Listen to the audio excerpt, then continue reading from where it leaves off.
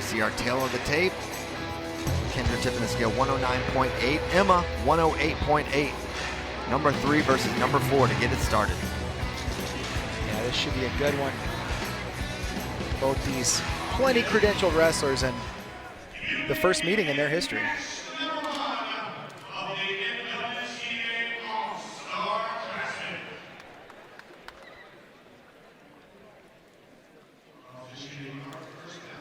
Reminder, this will be freestyle wrestling here, and we are underway. And 3 seconds. Okay. All right.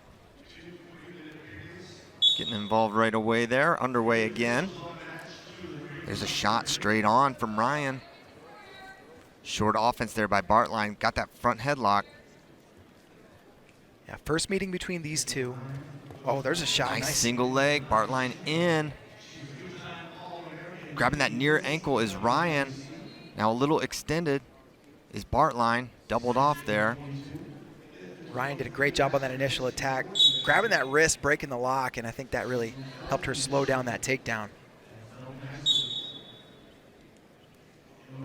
Kendra Ryan, North Central, NCAA. She's been 6th, 5th, and 4th in her career, NCAA level.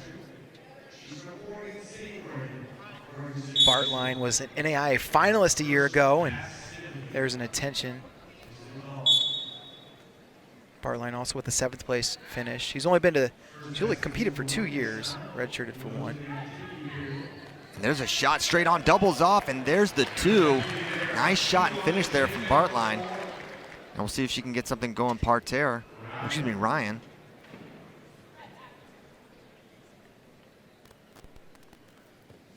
Both these wrestlers from powerhouse programs, Southern Oregon, towards the top of the rankings in the NAIA. North Central the same. A lot of people might remember last year's women's national tournament. North Central was in a dogfight with Iowa. Came down to the last match. Iowa got the win, but man, North Central, very formidable women's team. So got a little blood time here.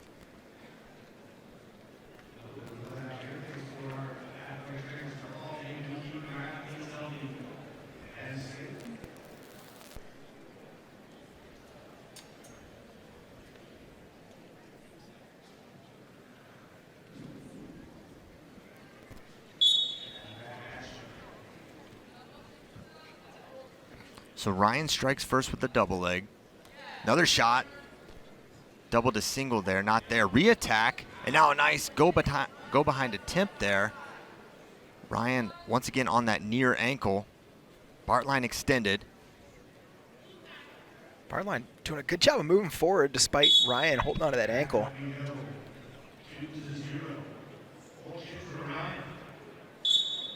Still 2-0.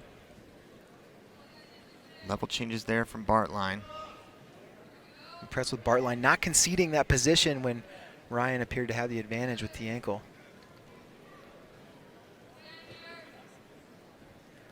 Elbow control cleared out. Another shot straight from space, drives right through. Nice takedown by Ryan. Man, she timed that one so well. Caught her flat-footed. It looked like just ran right through her. 4-0 now the lead.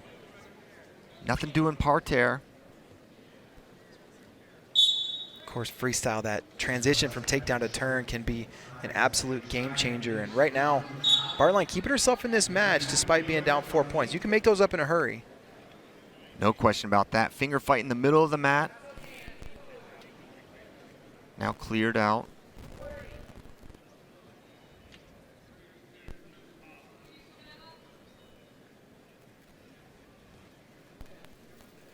Just 30 seconds, then we'll have a 30-second break between the 2 periods. 2 3-minute periods in freestyle. Hand down on the mat there for Baertlein, trying to catch those shots from potentially coming in. Ryan's favored leg attacks from space so far. Yeah, Baertlein really trying to close the gap the last 45 seconds of this period. And so far, it's prevented Ryan from getting any more of those double legs. And first period in the books, 4-0 lead for Kendra Ryan of North Central. We'll head back to their corners, 30-second break, and get back to action for the final 3 minutes of this one. See what Baertlein can do for generating a little bit of offense of her own. Yeah, I'm curious about that too. She's done a nice job adjusting and slowing down Ryan second half of the period, but she's got to get to her points too. There we're seeing that left side double leg finish from Ryan, and then boom, straight on double there.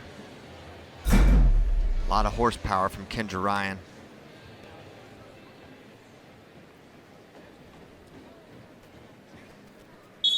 And back to action we go here in the second. Baertlein picking her fakes up a little bit. Yeah, definitely pressuring forward now is Baertlein. Looked like she was looking for an underhook, clearing out of the ties. There's a single leg from Ryan. Now looking to go behind is Baertlein. But Ryan doing a good job keeping that elbow. That's preventing the go behind so far. Now she cleared that elbow. Potential scoring position, head in the hole there. And they're going to give two. And there it is, either way. 4-2 now. Ryan leading Baertlein. But at 2 away for Baertlein, she'll be in the lead. Yeah, we'll see what Baertlein has on top. She's trying to dig that arm out for an arm bar. Wasn't able to get to it. But you got to be encouraged if you're in the Southern Oregon corner. Good adjustment at the break from Baertlein. Good short offense there is now Ryan picking up her fakes again. Probably trying to stay out of those ties. Baertlein closing distance, got the wrist controlled.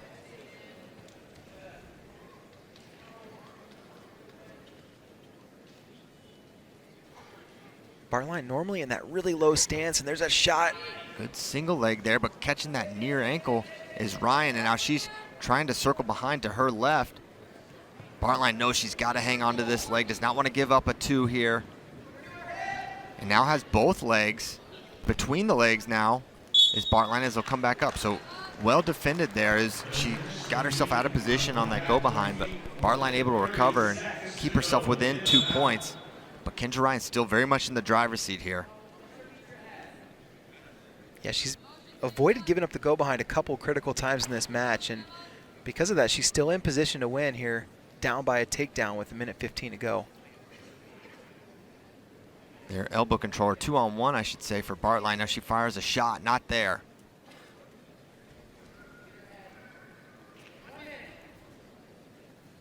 Now coming down to the final minute.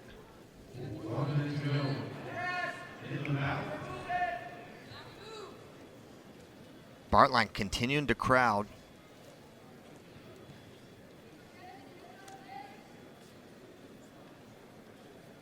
Baertlein's got to find an opening here somewhere. Left-handed collar there again for Baertlein. And Ryan can just hold position right now.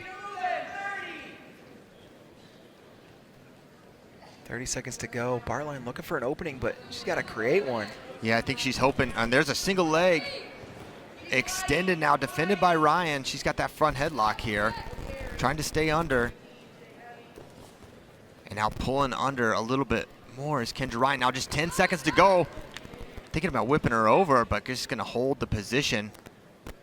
Back up to her feet, 4 seconds to go. Kendra Ryan holding in short offense, and that's how this one is going to end. A 4-2 win for Kendra Ryan. Hard fought win there for Kendra Ryan.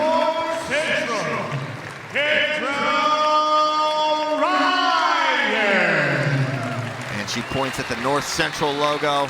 Davis said yesterday that she learned a lot from that one, and she expects to make the adjustments necessary to get this done. So Amani Jones with the red ankle band, Davis with the blue.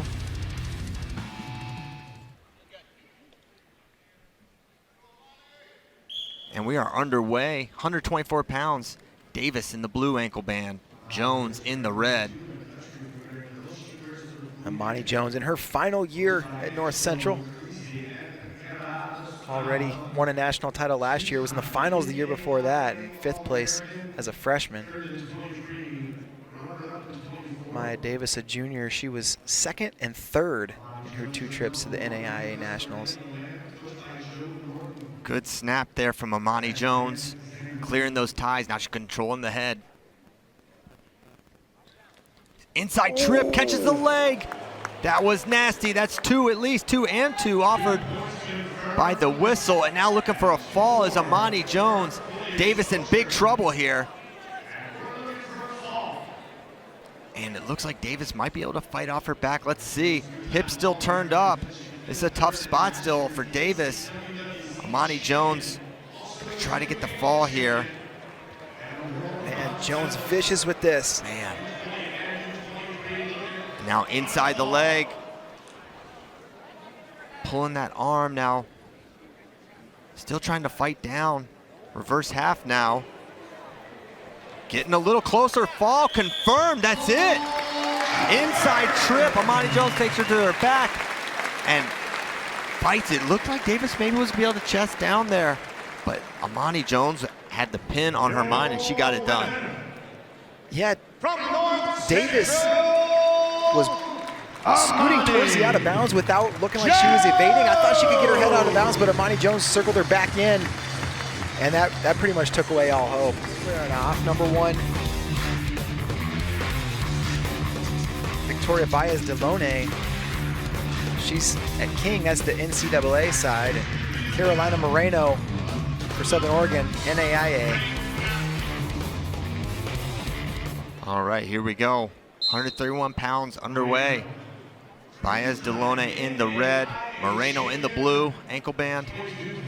A 2-on-1 right away for Baez-Dilone, now cleared out. Notice Baez-Dilone in that Spain singlet. She's actually from Madrid, has represented Spain at World Championships 2 times on the senior level already. Wow.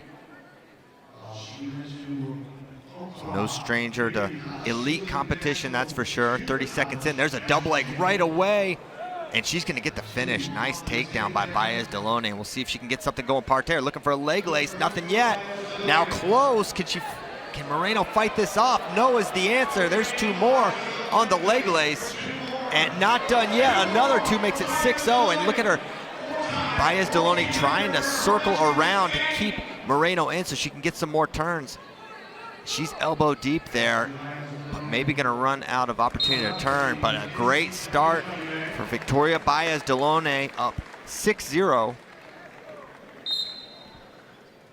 Moreno had to reach down, fight off that leg lace, and she was able to do so successfully. So gives herself a chance to fight for the next 5 minutes, but 6-point hole, that's big. That's a tough start. But leads can go away quickly in freestyle wrestling. We've seen that many times in the past. Nice shot there. High crotch, quick finish, and just like that, Moreno right back in at 6-2. Yeah, absolutely, and you know, Moreno may be the favorite in this one. High gut. Now lifting, puts a leg in. 2 really strong attacks to get this started, David. Yeah, you love to see that, and just an exchange of blows so far. These 2 #1 ranked wrestlers so far living up to the hype.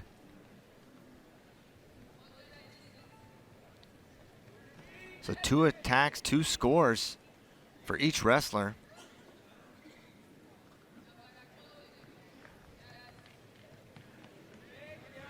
Elbow control there on the left side for Baez-Dilone. Crowding in with that 2-on-1. Good fakes from Moreno.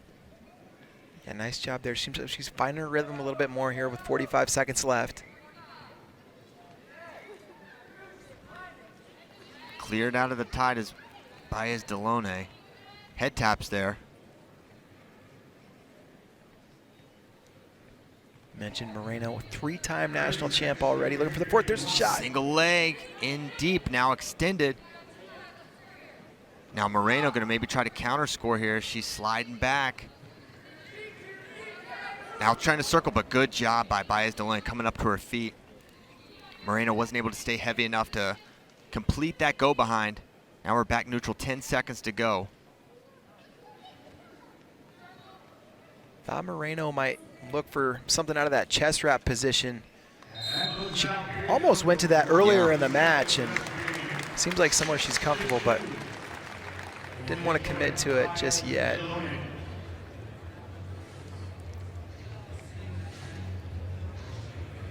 So 6-2 at the break for Baez-Dilone. The leg attack with 2 laces gave her 6 points. Now Moreno down 4. Gonna need a pair of 2s to get back in the lead or get into the lead. You know, at 110 pounds, we saw Baertlein, also from Southern Oregon, make some good adjustments at the break. Not enough to come back and get the win, but see if Moreno can make similar adjustments and win this period.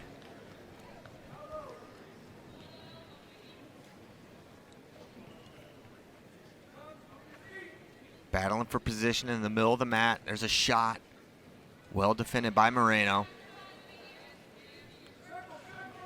Underhook on the right side for Moreno, now cleared out. Moreno been faking to the left leg of Baez-Dilone. See if she attacks. There's a straight on shot, not there. Baez-Dilone, nice job defending with that underhook, and so that was just kind of shuck that position by. Forehead to forehead they go. 45 seconds into this second period.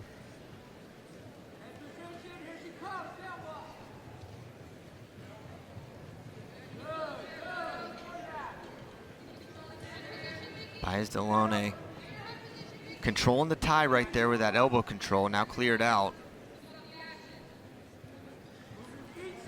Shallow underhook now from Moreno, but good head position by Baez-Dilone. Gonna make it tough to score. Picking up the physicalities, Moreno.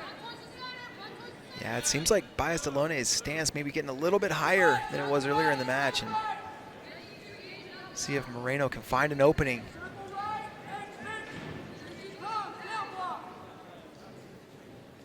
And I'm surprised no passivity warnings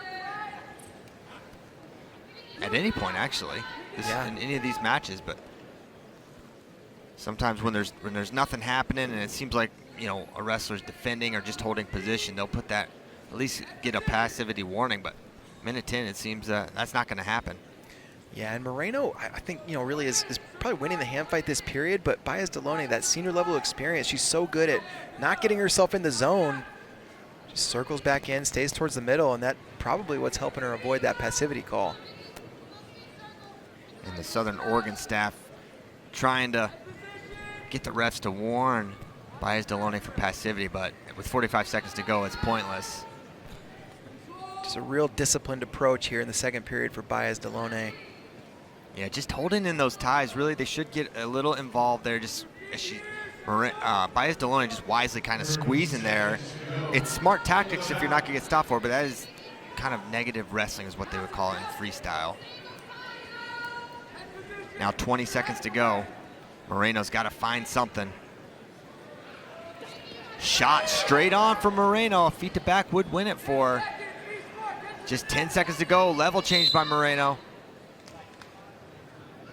And now the ref's going to warn with 8 seconds left. And in the underhook, but that's how this one is going to end. 6-2. Victoria Baez-Dilone, your winner here. Got 6 points early, and that's all she needed. Ranking winner, Victoria Baez-Dilone. Their careers should be fun. No history here between these two.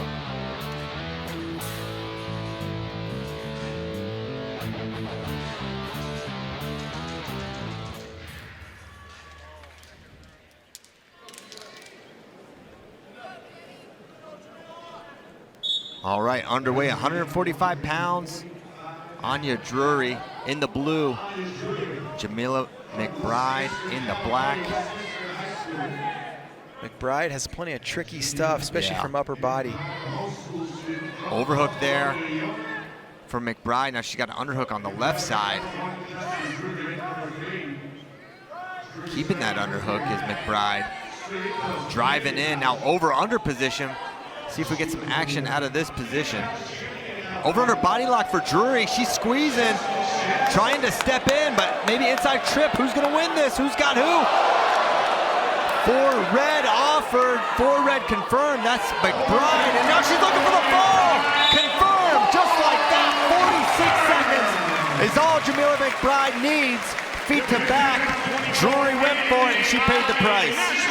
Yeah, we knew it. McBride is, she got a bag of tricks, and man, we saw her pull one out right there. The NAIA champ from Life, getting it done and putting the first win on the board. 160 pounds, wearing the blue. Ranked number 2 in the country from King, Cheyenne Bowman.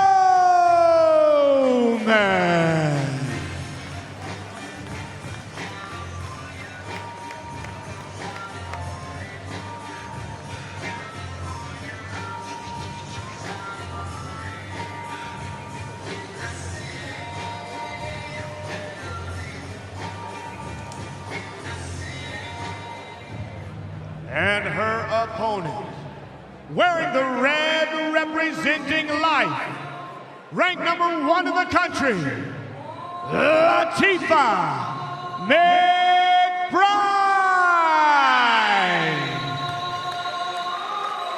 And another McBride coming to the mat, David. This time at 160 pounds. Latifah McBride going to be taking on Cheyenne Bowman from King College. Yeah, and for the first time, or for the second time tonight, we're going to see 2 wrestlers both.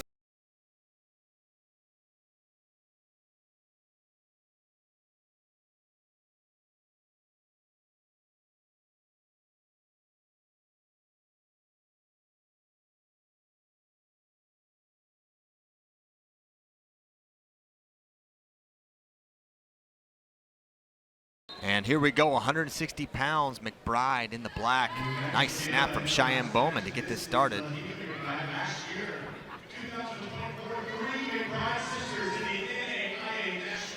Cheyenne Bowman from California.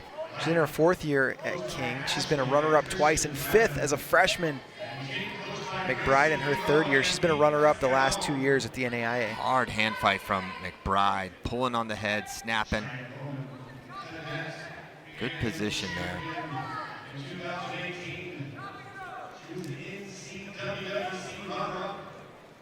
Hard club there from McBride. And she's got elbow control.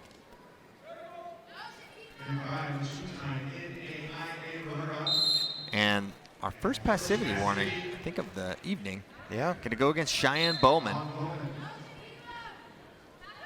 Ooh. And now it's Bowman looking to go behind here. Potential feet to back situation. McBride kind of has that foot propped. Ooh. Neck whip, and there's going to be 2 to get it started. Now Bowman looking for a gut. Can she get it? They give it.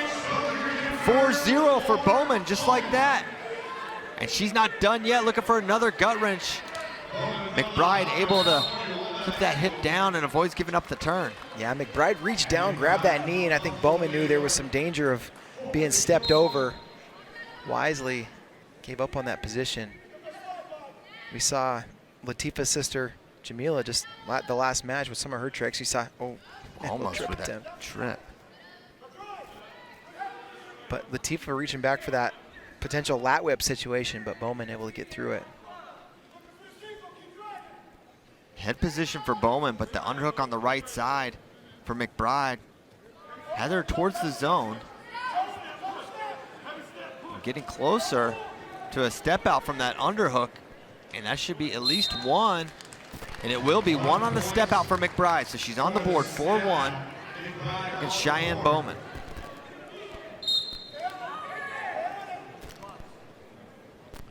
Left-handed collar there for McBride, now pulls it off. Bowman doing a nice job in the hand fight as well. It's this underhook she's got to deal with. Don't want to get marched around the mat. And now McBride crowding in the zone again. Trying to cut off the mat to get maybe another point on the step out. Yeah, ever since that opening exchange that Bowman won. Steps behind there does McBride, and she's gonna get 2. That was slick. 4-3 now. McBride inching her way back, just down by a point. Since that opening exchange, she's really been able to find some momentum, taking a ton of ground.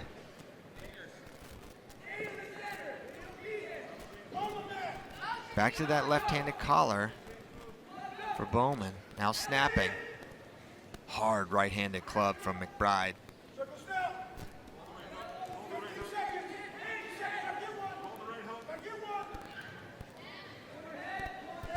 Short time left here in this first.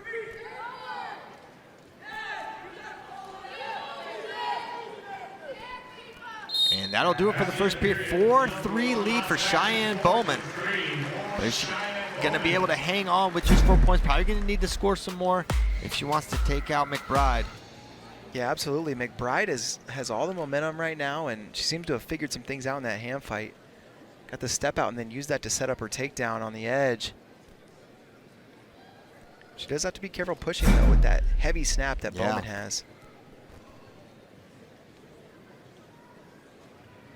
Period break done. They'll head back to center. Get ready to start this final period of women's freestyle wrestling.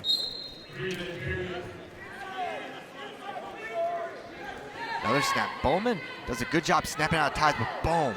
Right-handed collar tie from McBride as soon as they clear out. Yeah, there's some force behind that collar tie. And again, propping that foot is McBride. Trying to step behind, then jacking the underhook on the left side. Very active hand fight from McBride. Now with the over collar and a wrist. Very much dictating. Bowman holding center well, though. And now a single leg, a little extended. Who's got who? That should be McBride's, and it is. And now she's looking for the fall. Bowman trying to turn down. McBride looking for the pin. She's got that arm trap. Fall confirmed. Back-to-back pins for the McBride sisters. And that's how this one is going to end, David. Man, so dangerous. From both McBride sisters. McBride. Wow. So, first look at each other, and both guys already national champs, so this is a fun one. Of course, I last saw Endene in Tirana, Albania, where he was wrestling at the U23 World Championships. Now wrestling here in Rec Hall, a busy month for Masoma Endene. And we are underway, 197. In the red, Derek Blubaugh. And in the black and orange of Wartburg, Masoma Endene. Elbow off, right to the single leg. Treetops it, there's 3 to get it started. Endene setting the tone with that takedown. Impressive first 15 seconds there for Endene, and ooh, looking roll through tilt and nice return there. Maintaining control, trying to climb up. Endene got a lot of his national exposure. Back to it. Almost dragged the toe and able to secure that near fall from the tilt, but they go out of bounds. Endene got a lot of his national exposure over the summer in that U23 trials process. Beat a lot of D1 guys there to make that team.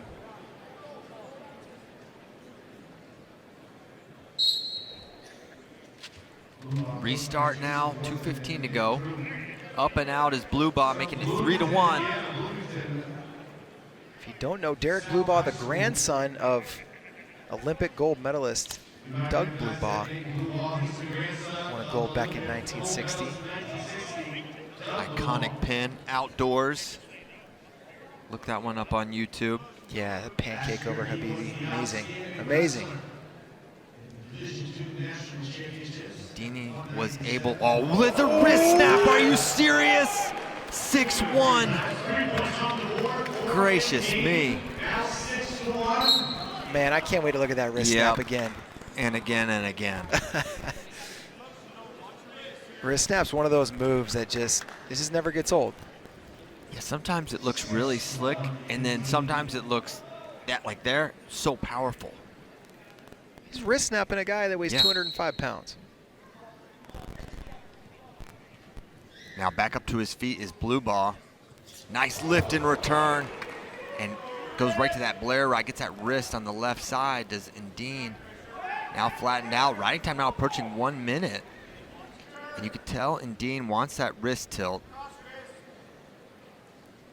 Trying to keep that wrist close. He's got plenty of time to work for it, 1:10 remaining, but Blubaugh trying to fight up. Dean with heavily taped wrist. Yeah, you see that with some of these tilters. Yeah, you wonder if that's about an injury or if that's about a little extra grip. Probably going to see Nasir Bailey. Yeah, similar tape job later with Nasir Bailey. And Dean certainly takes his time getting back to center. Lines up on that left side. Double thigh pry. Now tripoding up is Blubaugh. Now looking to trip, kind of pinching that right leg is Endene. 44 seconds to go. Blubaugh trying to build up. Riding time at 140 and climbing now for Endene. Drops down to the leg, puts him out of bounds. Almost puts Blubaugh on his back there. They go out. So much power from Endene, and you know, we almost didn't get this as our D2 versus D3 match because Endene was at Wisconsin for a little in bit. The portal, and then went to Wisconsin, then decided he wanted to go back to Wartburg. Probably much to the dismay of the other D3 competitors at 197. Yeah. I imagine there are a few guys at D1 that weren't too sad to see him go back. Yeah, that's fine. Now standing up, almost away, but man, Endene really committed to this ride, and they go out of bounds again. He's gonna get warned for stalling. Say he's dropping down the leg a little too much. I like that stall call because not only was he dropping down, but he dropped down really to go out of bounds. Yes. And that's a good example, just regular stalling. You don't need some mandated count to call stalling. We saw it right there. 10 seconds to go. Endene looking at the clock, which reads 5 seconds. He's about to complete the ride out here. And he has. There you go. We're going to take a look at this wrist snap. oh, man. No, just kidding. There's that first takedown. That was nice, too. Endene getting set underneath. Oh, here's the wrist snap. Good. Yikes. Nice. And now we're underway. Quick stand up there for Endene. He turns and cuts 7-1 now the score, preserving riding time 2:09. Masoma Endene. See if Blubaugh can get anything going from neutral. Right now Endene's got all the answers. Real productive first period there for Endene, but you do notice he takes his time going back to center. You wonder if the gas tank will start to fade at all, and maybe that's Blubaugh's opening. But yeah, like you said, right now movement looks great right now. Yeah, right now everything is going Endene's way.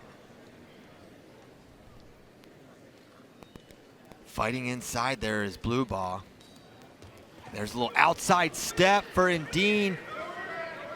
Chasing that single leg down, trying to get that other ankle, but Blubaugh able to kick out of bounds to a degree, but it's Endene able to pull him all the way back in. We'll see if he can get that lifted. It's gonna be hard to finish this one on the mat, and there he shelves that foot on his hip. Limp arms out of the whizzer, still can't find the other leg. We'll see if he can come up to his feet and maybe pull him all the way back. Clubs the head, trying to double off. Now the other way. Endene does not want to give up this attempt. It now pulls him all the way. That is unbelievable. That is such a difficult finish. What a job by Endene. Now up 10-1. What a display. Incredible power there from Endene, and you saw Blubaugh kind of trying to splits his way out of it, but there's so much extra space on the edge of the mat this year that there just was nowhere to go for Blubaugh, especially with Endene dog on a bone there.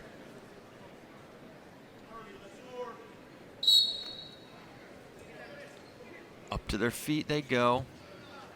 Good little pinch breakdown there from Endene. Jason Nolf used to do a really good job with that breakdown. Endene let go of that foot just before the 5 count.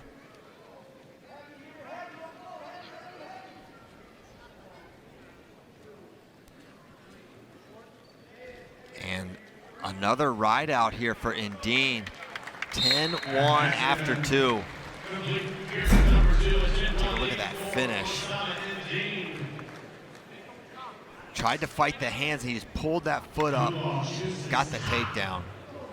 Blubaugh is a big, strong 197-pounder, and Endene is just horsing him around. Hopefully we see Endene can continue to wrestle and freestyle there as he jumps the whistle. First caution against Endene.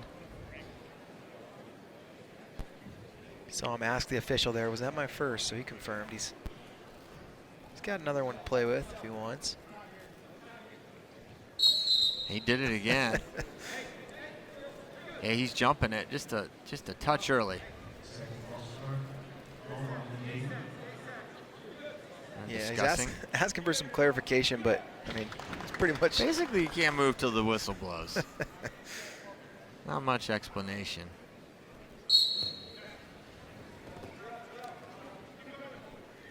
Trying to seal off there is Endene. We'll see if Blubaugh can get anything going from the top position. Neutral, it's not been working as he scoops that ankle. Wartburg corner. Sounds like they're aware of Blubaugh's leg right on top, and they're making sure that he seals off, and then that leg comes in. To his feet, nice job. Preserving riding time again after Blubaugh takes top. 2:21 of riding time, 11-1 the lead. He's a couple scores away from a tech. Oh, picking up the hand fight and kind of baits Blubaugh into a shot. Now looking to go behind is Endene. Minute 12 to go. Collar and club in that underhook.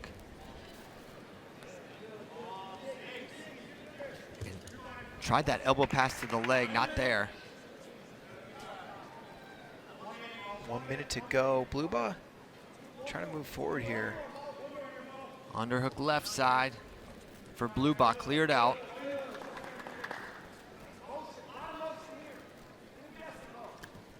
Snapping out of it again is Endene. 40 seconds remaining as he goes to that underhook left side. Head position for Blubaugh though.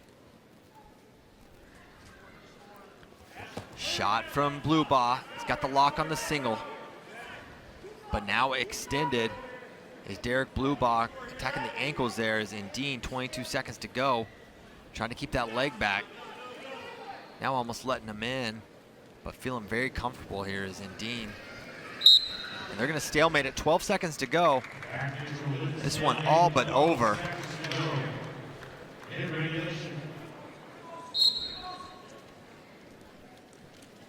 And there's a shot from Blubaugh. Underhook right side, but whizzes him down out of bounds, and we'll just have 4 seconds on this restart. And what an impressive showing. Really. From Endene. So many ways to score, and not only the attacks on his feet, but just committed to the ride. I mean, he's a complete wrestler. Start to finish dominance. Masoma Endene of Wartburg gets it done. 12-1. From Wartburg, Masoma Endene. For rankings implications. And Stephen Little, of course, an All-American last year for Little Rock. He also had an All-American in Nasir Bailey. We'll watch later this evening at 1:33. Coach Arisman and company at Little Rock doing a fantastic job. Yeah, Zach Braunagel been one match away from All-American status twice. Hoping to get on the podium this year in his 7th year at Illinois.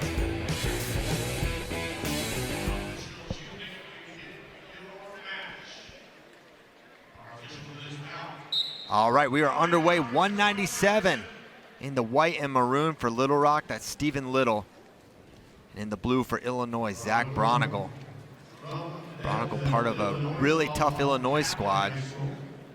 They redshirted some hammers last year, and they're going to be a tough team to beat this year as you're seeing the Greco prowess of Braunagel trying to jack those underhooks. He's very good upper body ties, but Stephen Little, a great hand fighter in his own right, as we're got a single leg from Stephen Little cleared out by Braunagel. Yeah, really opposite body types here. Little looks like he's about I don't know, 6-7 inches taller than Braunagel. What an impressive start to his career last year. 7th place finish at the national tournament. He and Nasir Bailey, the first All-Americans in Little Rock program history last year. And this year's team not only has both of them back, but a pretty solid squad top to bottom. 1 minute in, no scores. underhook on that left side for Braunagel. Little trying to deal with it and stay in bounds as he throws a slide by attempt. Overtie there for Little. Mentioned Greco prowess of Braunagel. He actually made a senior world team in 2023 and took an Olympic red shirt last year. Snapping and pulling is Braunagel. Little holding pretty strong. He's got that collar on the right side. Braunagel back to that left side, and he gets in on the single leg, catches the other ankle, but I think it's out of bounds. They're talking about it. Yeah. Well, I think you maybe could hit a stall warning for Little kind of kicking out, but probably fair enough. And so it's going to be scoreless, but a great attempt. He goes underhook left side, gets that single, but you got to keep him in bounds here. No step out points in folk style. That was a really nice attack from Braunagel. And Little's going to have to adjust to that underhook. I don't think Braunagle's going to get away from it. No, he digs that thing with a lot of intention. Back to the underhook again, cleared out. Little standing in the middle of the mat. 45 remaining now in the first period, still scoreless. Braunagle's been the closest. Yeah, he's really controlled this hand fight, and that can set the tone. The fakes are working too with Braunagel. Faking, snapping.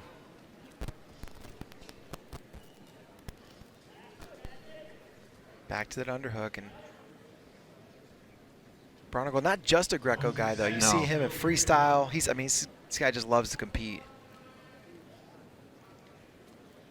Wrist control there for Braunagel. He's snapping, trying to get to the leg, not there. 8 seconds to go now in the opening period. We'll see if the mat brings about some more scoring. Hard double there, almost knocked him off his heels there, but we'll end scoreless. Little took took that last attack with just a couple seconds left on the clock, but I wonder if he learned something there.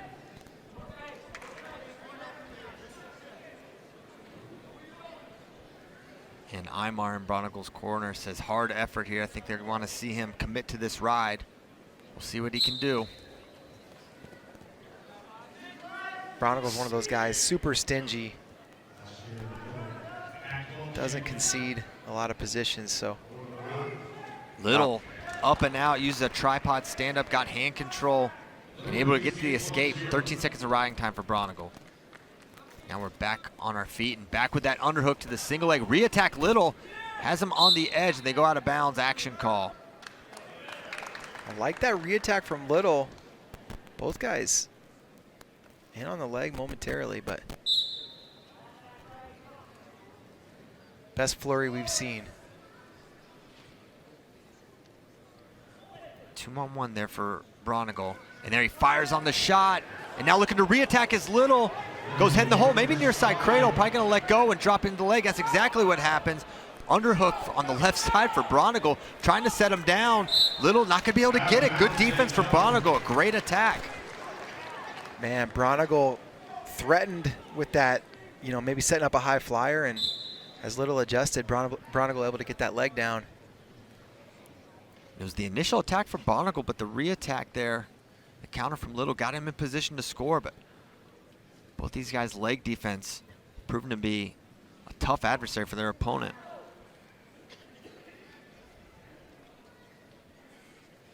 Braunagel back to the underhook. Back to that underhook left side. He's got position. He's going to drive him out of bounds, but cleared by Little, and he's able to circle back in. Just in time. If he would have gone out of bounds, you got to imagine a stall call would have come. 30 seconds to go in the second. Been some good attempts here, but no takedowns yet. Nothing really to separate these two other than the escape. Of course, Braunagel will have choice in the third.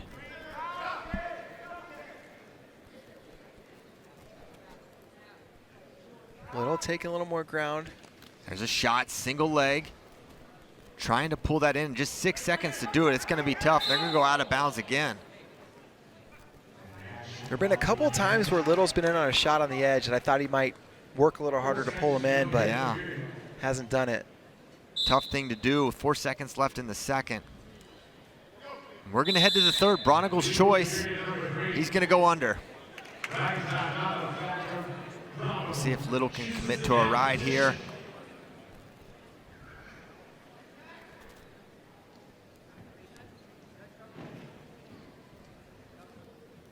Little lines up left side and underway in the third. Quick up and out from Braunagel. Just a great stand up. Hip heist. And there's the escape, and we're all knotted at 1. Riding time not a factor. Gonna settle this one on our feet. No takedown so far, but some really fun attacks. We'll see if any of those can go down in the middle of the mat. Maybe we'll see a takedown.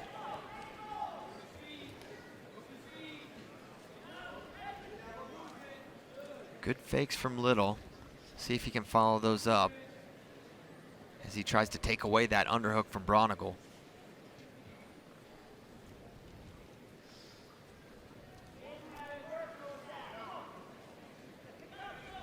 Over collar for Braunagel. There's a shot, double leg, and not quite able to finish. The left ankle sneaks out for Braunagel as a stall warning comes against Zach Braunagel. And he's close here. Can he somehow pull him in? That's the question, and Braunagel will be able to pull him up. Little was inches away from collecting that second ankle. Braunagel, though, able to get it out. And really impressive defense yet again. And an interesting stall call there. Feels like it's been pretty even. I think the official just trying to stimulate a little bit of action. Yeah. 46 to go. I think whoever took that attack, the other guy was going to get hit. Post attack from Braunagel, but Little able to clear out of it. Another attack from Zach Braunagel.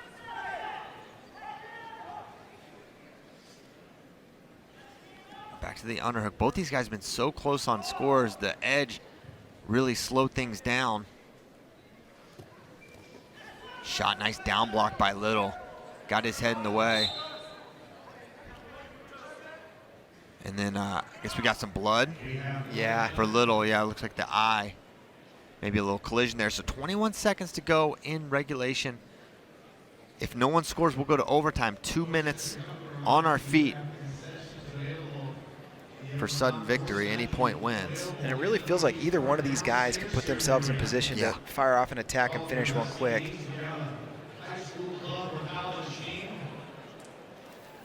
It's been pretty entertaining for just a 1-1 match. It really has.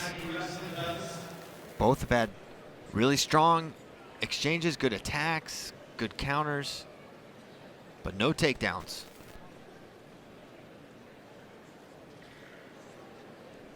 Zach Braunagel, of course, he's in the Big Ten, which that's always tough. But Stephen Little, this year's 197 Pac-12 conference, loaded.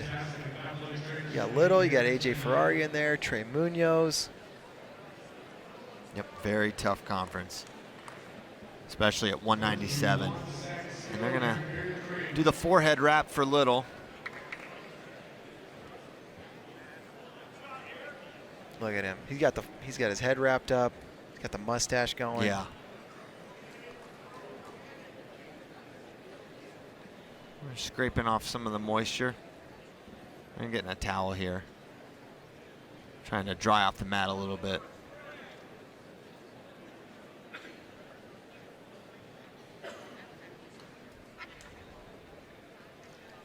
Now, I don't know who this blood time favors from a conditioning standpoint. Both seem to be holding pretty strong. All right, we're back at it. 20 seconds to go. See if anyone pushes. Looks like they may push for a score in regulation. Nice attack by Stephen Little. Doubles off. Nothing yet. Trying to catch the leg and does. Now Braunagel in position to score. 8 seconds to go. Trying to turn kick away. Stephen Little on the edge now, fighting off Zach Braunagle's takedown attempt with 2 seconds to go. Now he drags behind. That's close. And time is up. They didn't see the time went out. Wow. Unbelievable. And now the official talking to the... He wants to know if they indicated to them that time went out, but Man, what an exchange.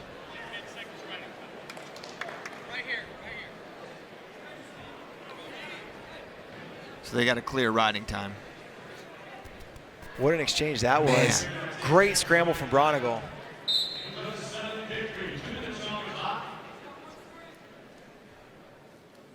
Back to that underhook for Braunagel. Cleared out, though, by Little.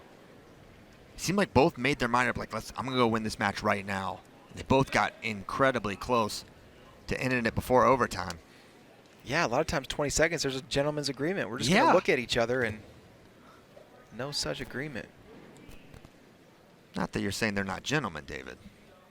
No, they just agreed to a different type of Different thing. sort of gentleman's agreement. Yeah. There's a shot from Braunagel looking to re-attack is Little. He's in good position, but once again out of bounds. And he turns, kicks out. Another shot, re-attack Braunagel. These guys just are magnetized to the out of bounds line. Little kind of shaking his head. Really wanted that one. Feels like the mat's not really going to be much of a factor or a separator from these two.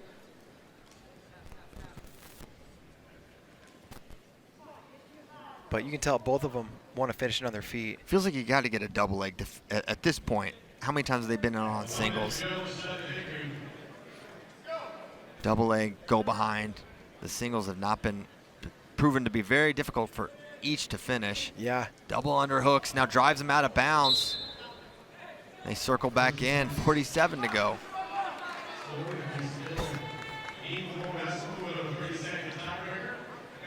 $47 to go.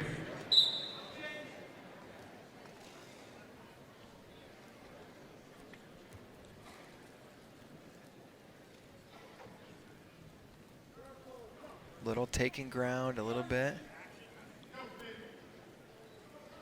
Final 30. There's a double leg, double to single there for Little. Loses the leg. Chest wrap position there for Braunagel as they go out of bounds.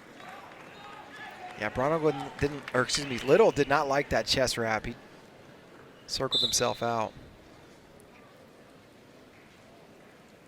18 to go. We'll take it to tiebreakers.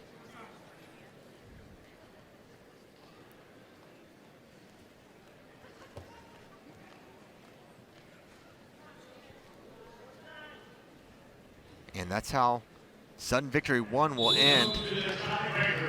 I really thought we might see a takedown that overtime period.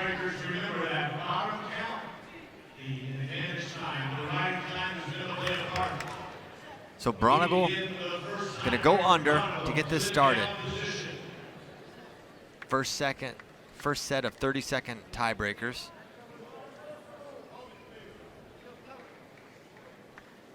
Little Ryan slides up on the left side. Quick stand up, puts him down. Granby attempt, there's a breakdown for Stephen Little. Every second matters, almost, maybe a swipe, not two. 13 seconds from the ride out is Stephen Little. And a good mat return. He's 10 seconds away from a ride out. Man, just a very committed ride here from Little. He is really doing a nice job. Good adjustments from the first time he was on top. Feels like one breakdown could get it done for Little. Braunagel escaped very quickly the first time. There's it, that quick stand up.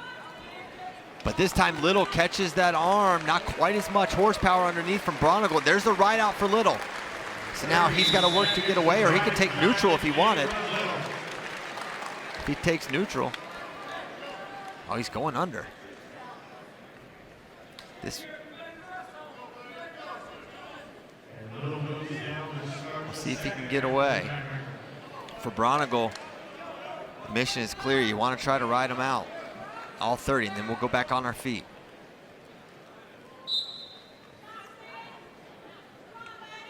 Quick tripod for Little.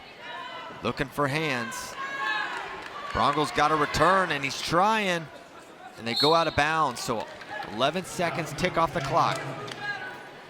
Good opening exchange there for Braunagel. 19 more seconds, not gonna be easy.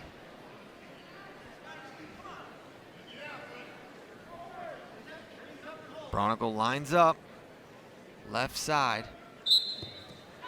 Changeover, Granby roll for Little Peterson maybe. Trying to get those hips out. Braunagel doing a good job following. Down to the single, and he's still on top. 10 seconds. Man, what a flurry. If Little goes for the escape instead of the reversal there, maybe he's out, but Braunagel, great job following.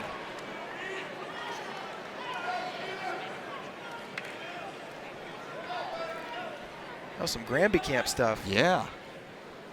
Shout out Coach Martin. Another Granby. He's out. He gets the escape. 6 seconds to go. Braunagel needs a takedown. And that's how it's going to end. Escape for Stephen Little. A 2-1 final. Crowd's fired up about that one. Your winner. Stephen Little tell them to come to their feet. They're obliging. These people are standing up. Little. Man, what a match. That's one, if you're Zach Braunagel, you know you can win that match. You had scoring opportunities. And if Rubber match? These two matches have gone so differently the first two times they met. First meeting, it was a tech for Ghadiali at CKLV. It was a pretty lopsided win for Feldman at NCAAs. Yeah, 10-4. What do we got here?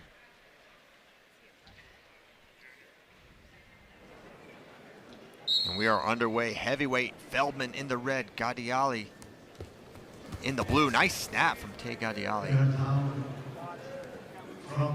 He's got a front headlock there. Feldman in the out of bounds area, and they go back to center. 12 seconds in.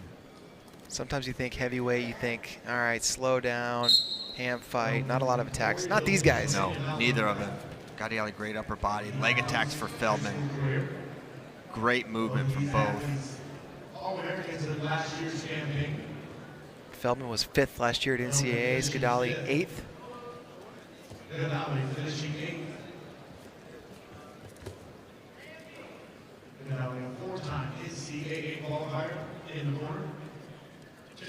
And Nick Feldman last year, what incredible improvement from the beginning of the year to the end. And he told me earlier today that with the summer of training, he feels like he's improved even more.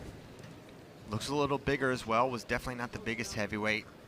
Put on a little bit of size. This is definitely the toughest test of his season so far, taking on Tay Ghadiali.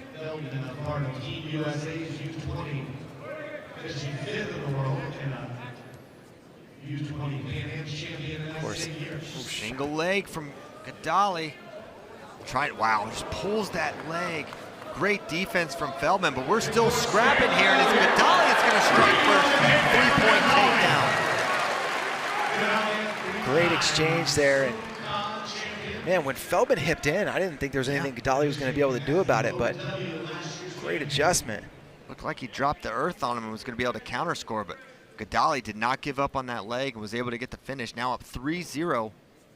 Minute 23 left, and this has been an area for Feldman where he's going to have, if he wants to win a national title, got to do great job from the bottom position. Had some times where he had difficulty getting away. This is a big test here.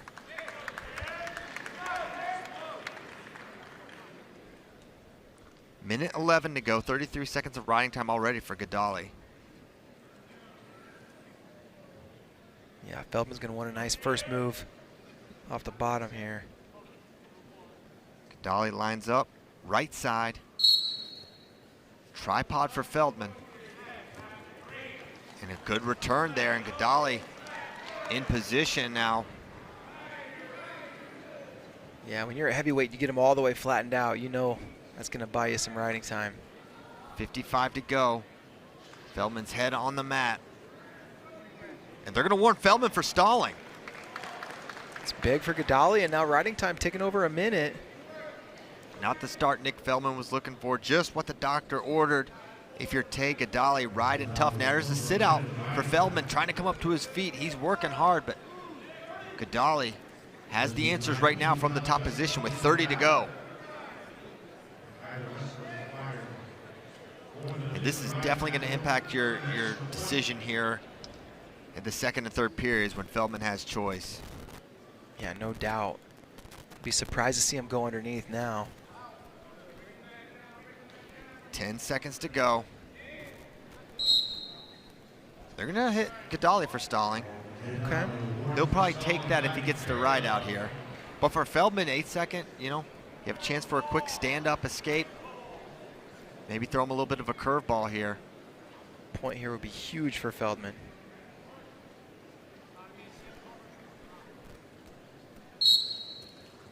Quick little changeover on the leg, and he's going to get one.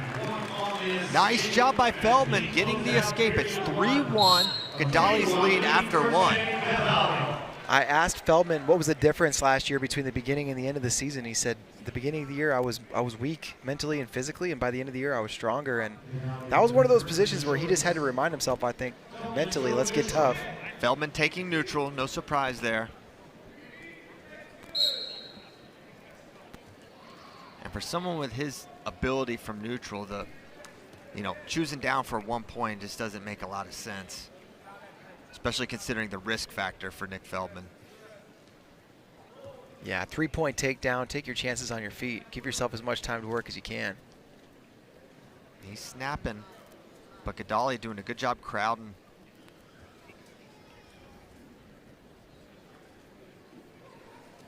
There's a double leg, nothing yet. Nice whizzer down by Ghadiali, and he's gonna counter. Wow.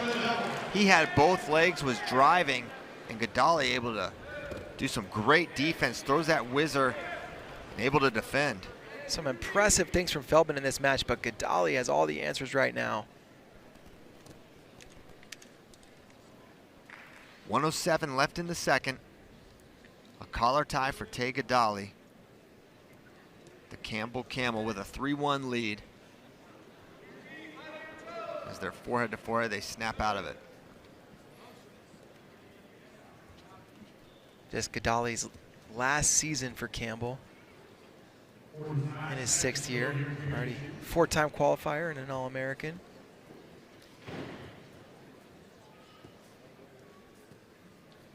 See if Feldman pushes for a takedown at the end of the second. It's a shot attempt, looking re-attack is Ghadiali, and a hard double leg.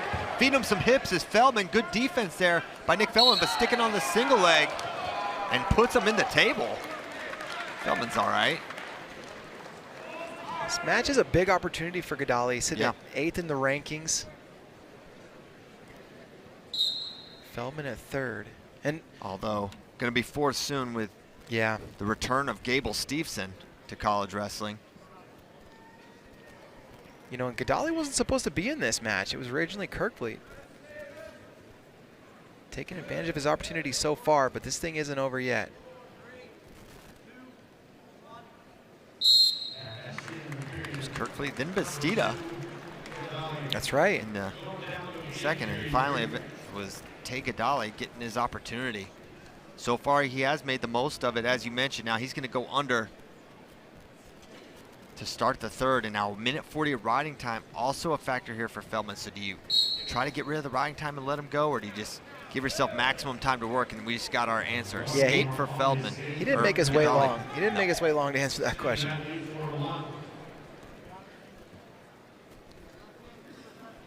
You can tell Feldman wants to snap. And pawn at that high single leg, almost like a Reza Yazdani single.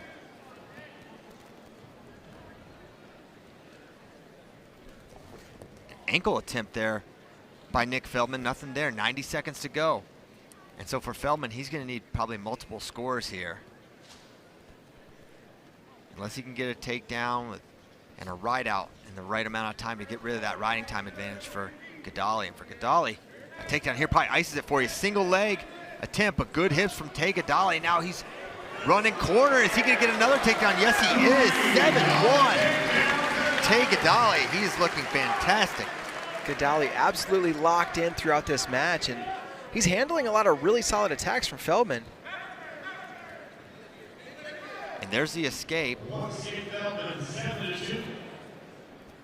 So now Feldman going to need multiple scores.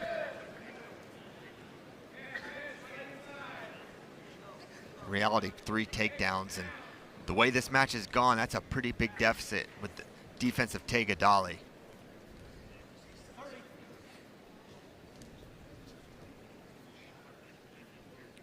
25 to go. Ghadiali in great position to win this match, and man, what a shakeup early in the season here at heavyweight. Single leg for Nick Feldman. 10 seconds to go now. Post, and there's a stall warning against Ghadiali. It's actually a point. But not going to impact the match. That's going to do it. 8-3 final. Take Ghadiali, your winner. From Campbell, Ghadiali. Man, what a performance from Ghadiali. I met 4 times in their career. 3 of those came last season, and their last meeting of the year was actually the last match of the year, 7th place All-American bout. Vulk won that one. He's 3-1 in this series.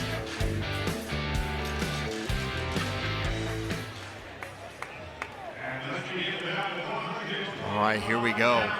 125 in the silver and yellow, Wyoming. That's Jory Vulk. And then the blue for South Dakota State, Tanner Jordan. Vulk, a U20 world champion in 2022.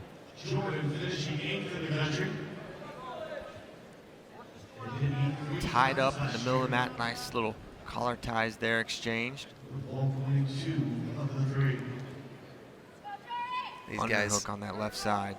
These guys met 4 times, Vulk with 3 wins, and they could meet a whole bunch this season too. Scheduled to see each other in a duel. Of course, Big 12s, they got CKLV, Soldier Salute. Man, they could just schedule a match once every a week.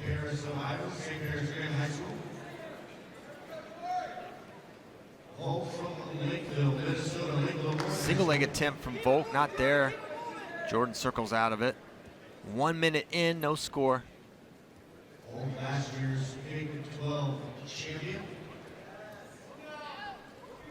Both these wrestlers compete in the Big 12. Yeah, Jory Vulk won it last year, won the conference.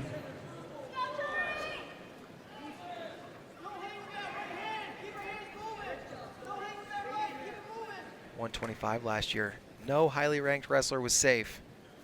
Absolutely not.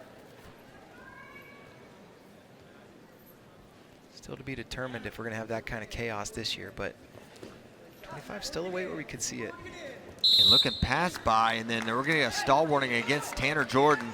And it really does feel like Jory is kind of dictating, holding center well, moving, controlling the pace of the match. So they're going to warn Jordan for stalling, going out of bounds.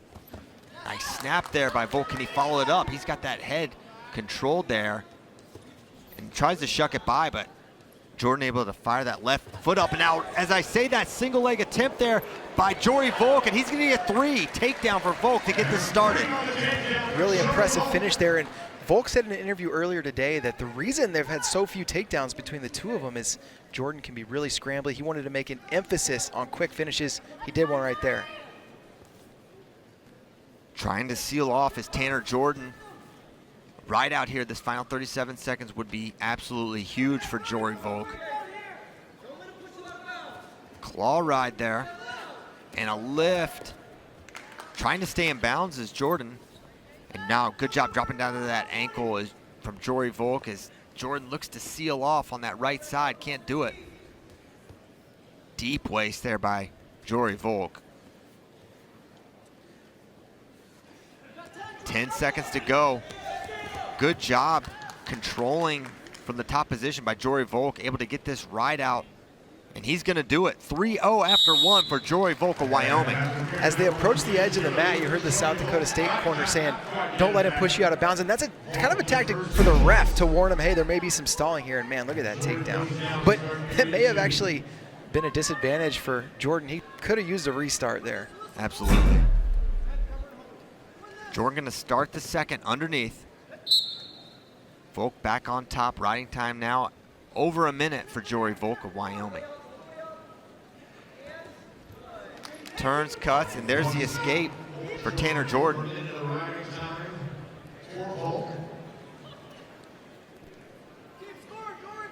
Back to those collar ties they go.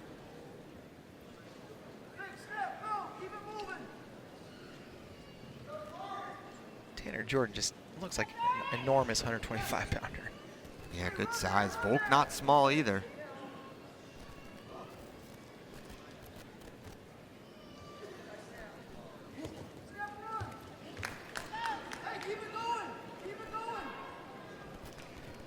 Back to the collar tie for Drury Vulk. Minute 12 to go.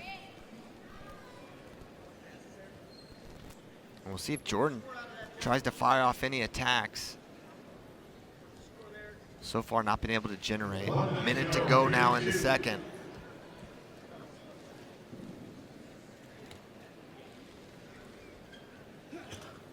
Level change from Vulk. He's trying to create more openings, trying to get that score as he goes left side underhook, now cleared out. Elbow off, and then there's an attack from Tanner Jordan, but able to step out of it is Vulk. Really nice job there from Drury Vulk, reading the attack, stepping out. Jordan working on the edge.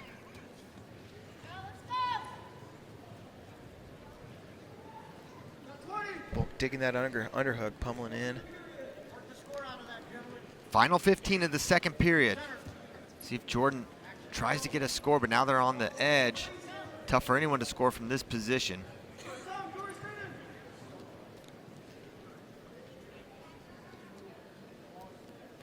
We'll head to the third. 3-1 lead for Drury Vulk. And he's going neutral, doesn't want to even test the waters underneath of Tanner Jordan. Yeah. So Jordan gonna have to get it done on his feet. Jordan tough on top, and Drury Vulk with a 3-1 lead and minute 6 riding time, figures why go down there. His coach Devin Schroeder didn't hesitate, he told him neutral right away. There's a nice single leg from Drury Vulk trying to come out the back door, and we'll see that scrambling from Tanner Jordan, but it's stymied. And there you see Vulk getting the takedown, 6-1. Yeah, he got Jordan up off the mat and limited the scrambling, and now 6-2 lead. Definitely a scoring record for these two in their rivalry, I'm pretty sure. I think their first one was 2 years ago, it was 7-1. Okay. But last year they wrestled 3 times and they had 1 takedown combined in those 3 matches. So Vulk maybe showing a little separation as I say that. Jordan just a hair away from collecting that leg, but Vulk just a step ahead right now. Vulk covered a lot of ground backwards there. Vulk doing a good job going one attack then to the other. Almost had a takedown or an attempt there. He said earlier today he believes he's the best 125-pounder in the country, and he's wrestling with that kind of confidence right now. And there's a stall point. The ref's rewarding Drury Vulk with his activity, which seems to be picking up as the match continues. 30 seconds to go. Vulk looks like he's trying to send a message here. Jackson underhook on the left side. Vulk wrestling like he's losing, but he's got a 6-point lead right now. Yeah, that little duck attempt was nice, and he's another leg. Single high crotch now position. 6 seconds to go. He's gonna be able to hang on to the leg here. And that is gonna do it. Fun little flurry at the end, but with riding time, it's an 8-2 win for Wyoming's Drury Vulk. From Wyoming, Vulk kind of pounded the mat at the end there. I think he really wanted that major. Vulk! Lucas Bird back off a red shirt campaign, but he's an All-American, tough guy to beat. And I think the rankings 2 versus 6, I think this is close to a toss-up. Yeah, this is one of the matches I've been most interested in because Lucas Bird, a little bit lower in the rankings, out a year, didn't have an opportunity to wrestle a couple of these top guys, but he's a threat to win this whole weight class this year. And here we go. Bailey makes his way to center. Handshake, and here we go.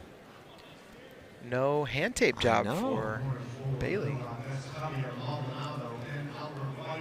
Looking to control that elbow on the left side. Now the right side pass by from Nasir Bailey. That was nasty. No score yet. Gotta get that hand to touch. Granby roll, and rolling, recovering is Lucas Bird. Nasir still trying to score on the ankle now. as they go out of bounds. What an opening exchange.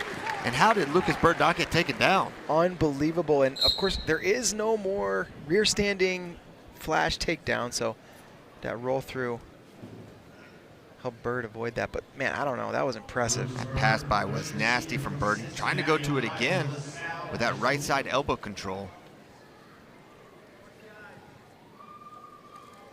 Bird holding good position there.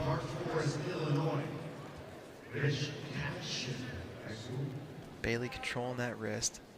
These two have never wrestled. Bailey said he grew up seeing Lucas Bird wrestle for the Illini. Bailey from Chicago area, Illinois. Inside control there for Lucas Bird as he stutter fakes, minute 50 to go in the first.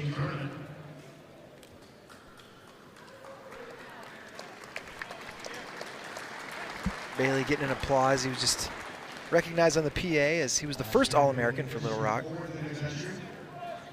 He's back to his elbow control.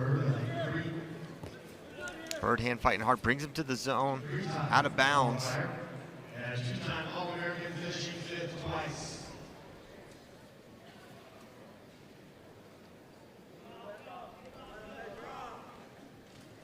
Bird in his 6th year, 2-time All-American for the Illini, finished 5th a couple times. Bopping at the head is Lucas Bird. Bird's 2nd time in this event. A couple years ago, he got an impressive victory over Mikhail McGee. 55 to go.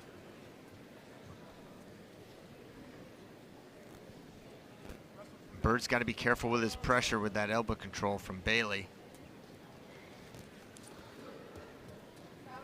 But it's definitely Bird controlling center. But the scoring attempts haven't been there as he snaps, looks for an angle short offense for Lucas Bird. Elbow control for Bailey, slowing things down, 30 seconds to go. He's tight on that head. But they're gonna go out of bounds, 23 to go in the first.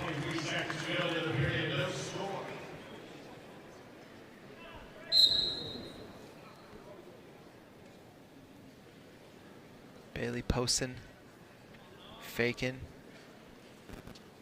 He's got some of the best movement of anybody at this weight class. Hanging on that collar tie.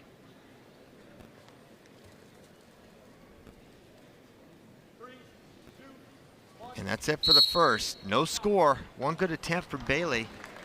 Really curious about this match now that it's going to the mat. And Bird, no question, going under. And that was a question I had. Would he test the waters against Bailey? And he says, yep, I'm going to give it a shot. Bailey, known for his tilts from the top position, lines up right side. Quick tripod up by Lucas Bird. Bailey looking for that wrist, and he's got it.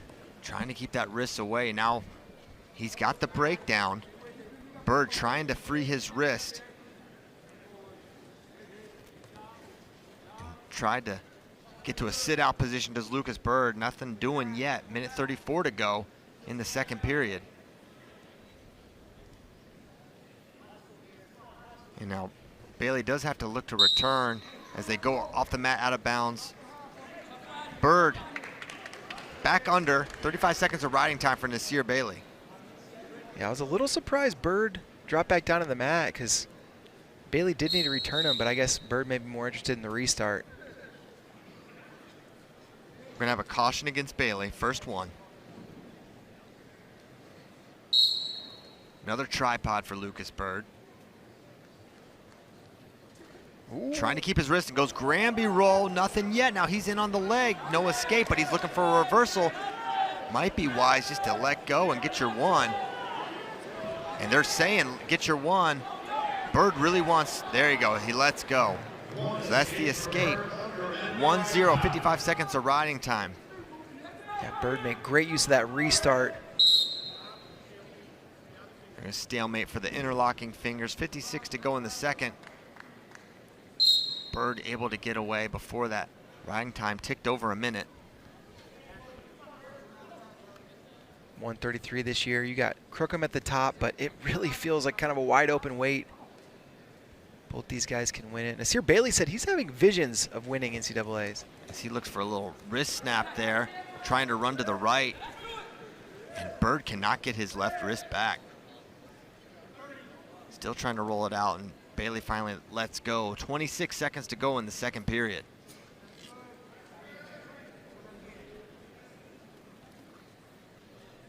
.133 been a weight of legends the last couple years. Vito Rujal, Roman Bravo Young, Dayton Fix, among others, holding down that weight. Now with Vito and Dayton graduated,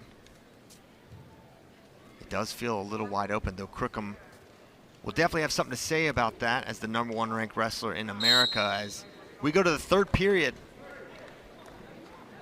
Bailey's choice, he's gonna go neutral. A little surprised about that. Bird is tough on top, but Bailey thinks he can get it done on his feet.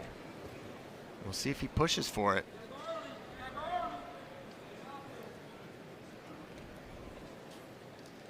Were you surprised by that? Yeah, I am surprised. Because now he's got to get it. Yeah. He doesn't have riding. If if he had a minute riding time, you could say, all right, I don't want to test the waters. But with 55, you figure try to get your one. He kind of put his own back up against the wall, and we'll see if he's able to respond to that pressure.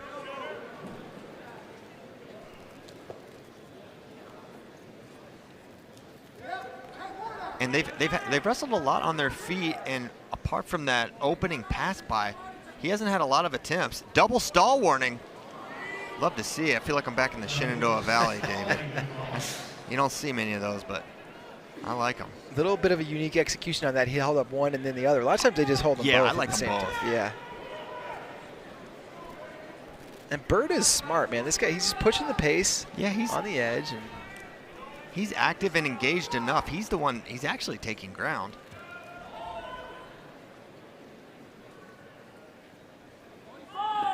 They're looking for that pass by again, but Bird's ready. 38 seconds to go. Bailey's gonna have to pick up his activity levels. You're seeing Bird holding, but now with that stall warning, Bird's gonna have to stay engaged as they go over under, and Bird looked like he was considering that body lock. Circles out of it, 24 seconds to go. Bird, a guy with some Greco experience. He's not gonna get pushed around in that over-under position by Bailey. 15 seconds. Oh, he's in on the leg. Can he get it? Single leg for Nasir Bailey. 12 seconds to get this finish. Trying to turn and kick away. Passing the leg. Lucas Bird, potential danger zone, but now he has cleared the position. Lucas Bird should be able to hold on to this leg for the win. Gets a little bit of height, and that's how it ends. What an exchange. 1-0 win for Lucas Bird over #2 Nasir Bailey. Fun match. Not one where you feel like you really know who the better wrestler is, though. Nasir Bailey does. He came out smiling, and here we go. He's more of a smiler. Jesse Mendes, Stone Cold Killer, the NCAA champion last year. This is the rematch. Tell you what, it's been a really engaged crowd all night, but we're getting into the heart of the Penn State lineup here. They're excited for this one underway. 141 pounds. There's a shot right away from Bo Bartlett, Penn State. He's taking on Ohio State's Jesse Mendes. Front headlock there for Bo Bartlett. He's got the chin controlled as Mendes pulling that hand off. Bartlett got the win in their duel last year, but Mendes won in both the Big Ten and NCAA finals. All three matches came down to just one takedown. Level changes there from Jesse Mendes. Bartlett said in his preseason press conference that he wants to make offense more of a point of emphasis this year, and if he can unlock that, he's going to be even more dangerous than he already has been. And back to that front headlock for Bo Bartlett. Pulls him down to the mat, but they stalemate it. Back to center we go. 2:15 to go in the first period. Double leg cleared out by Jesse Mendes. Good shot from Bo Bartlett. And now it's Mendes is very dangerous from this position. Over under front headlock. But Bartlett does a good job clearing out. Mendes keeps that right side underhook though. His hips all the way in, trying to keep this hook.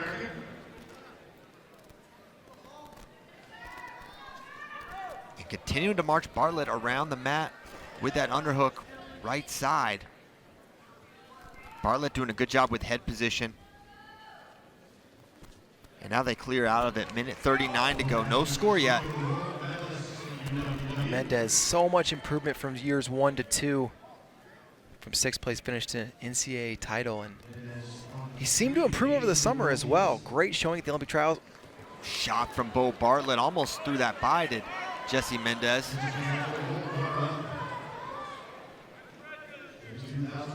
Hard pace from both so far, but it's been Bartlett taking the leg attacks. They're snapping out of it is Mendes.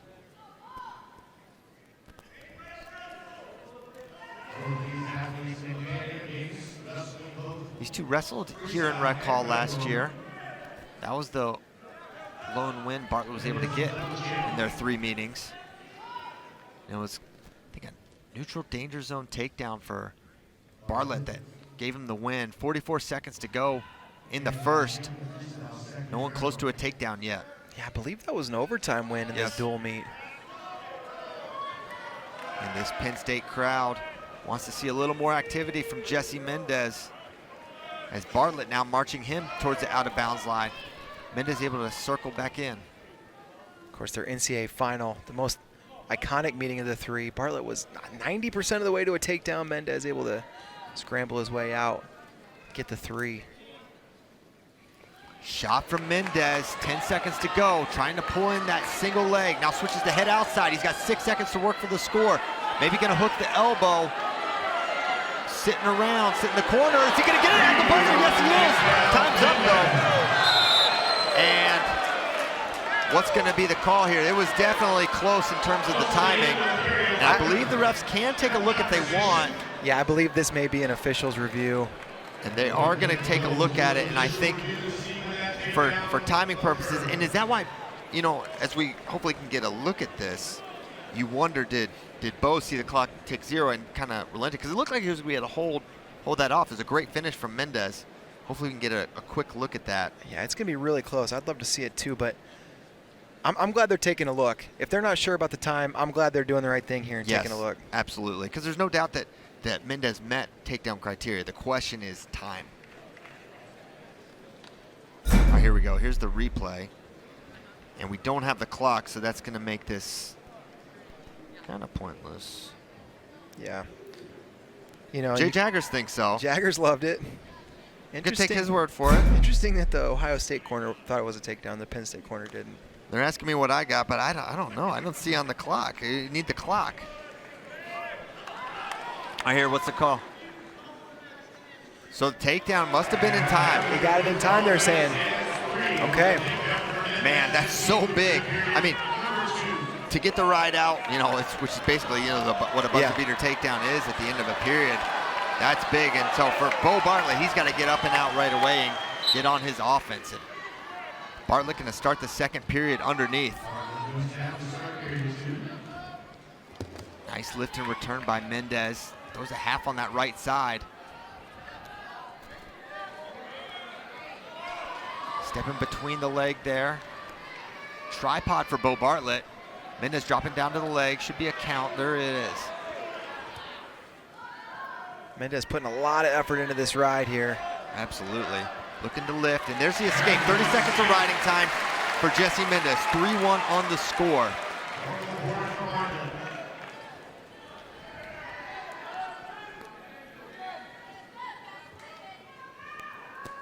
Bartlett taking some ground. I don't think we've seen first period points between these two until tonight. Pretty sure you're right about that, David. Minute 3 to go in the second. Underhook right side. Bartlett able to defend, and there he attacks on the edge. Circling back in is Jesse Mendes. They go out of bounds. 55 seconds to go in the second.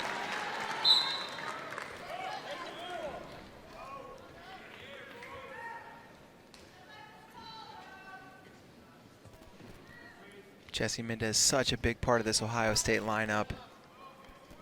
For them to get a trophy, they're going to need him at or near the top of the podium, and I know he expects the same thing from himself. Both these guys definite factors on the freestyle stage as well, 65 kilograms. Probably be watching these two wrestle for years to come. 20 to go in the second. Bartlett, quick strike, but a good recovery there from Jesse Mendes. Bartlett having a hard time getting to the legs of Mendes. Very few guys can match Bartlett's speed, but Mendes seems to have a good read on his leg attacks. Second comes to a close. We'll head to the third. Mendes' choice. Gonna go under.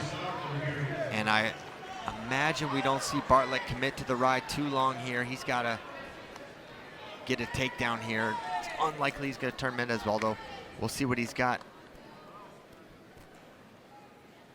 Bartlett has been attacking on his feet throughout this match. Just hasn't been able to make one work.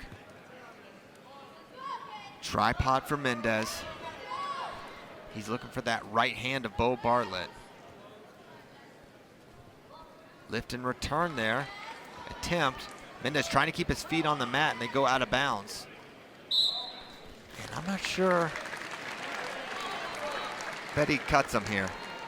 And that's what Coach Cody Sanderson is indicating there. He's going to go optional and let Mendes go. Give it one opportunity to turn from top and then let him go. And he's going to need a takedown and a ride out to force OT.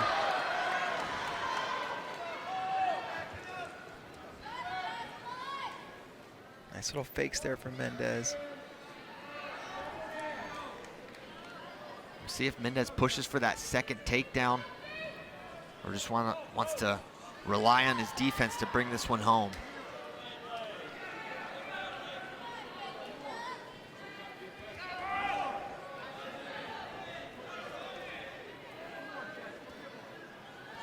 It's fakes of Mendes. Oh, that's nice. Mendes making it hard for Bartlett to find an opening. Yeah, good position from Jesse Mendes. 54 seconds to go.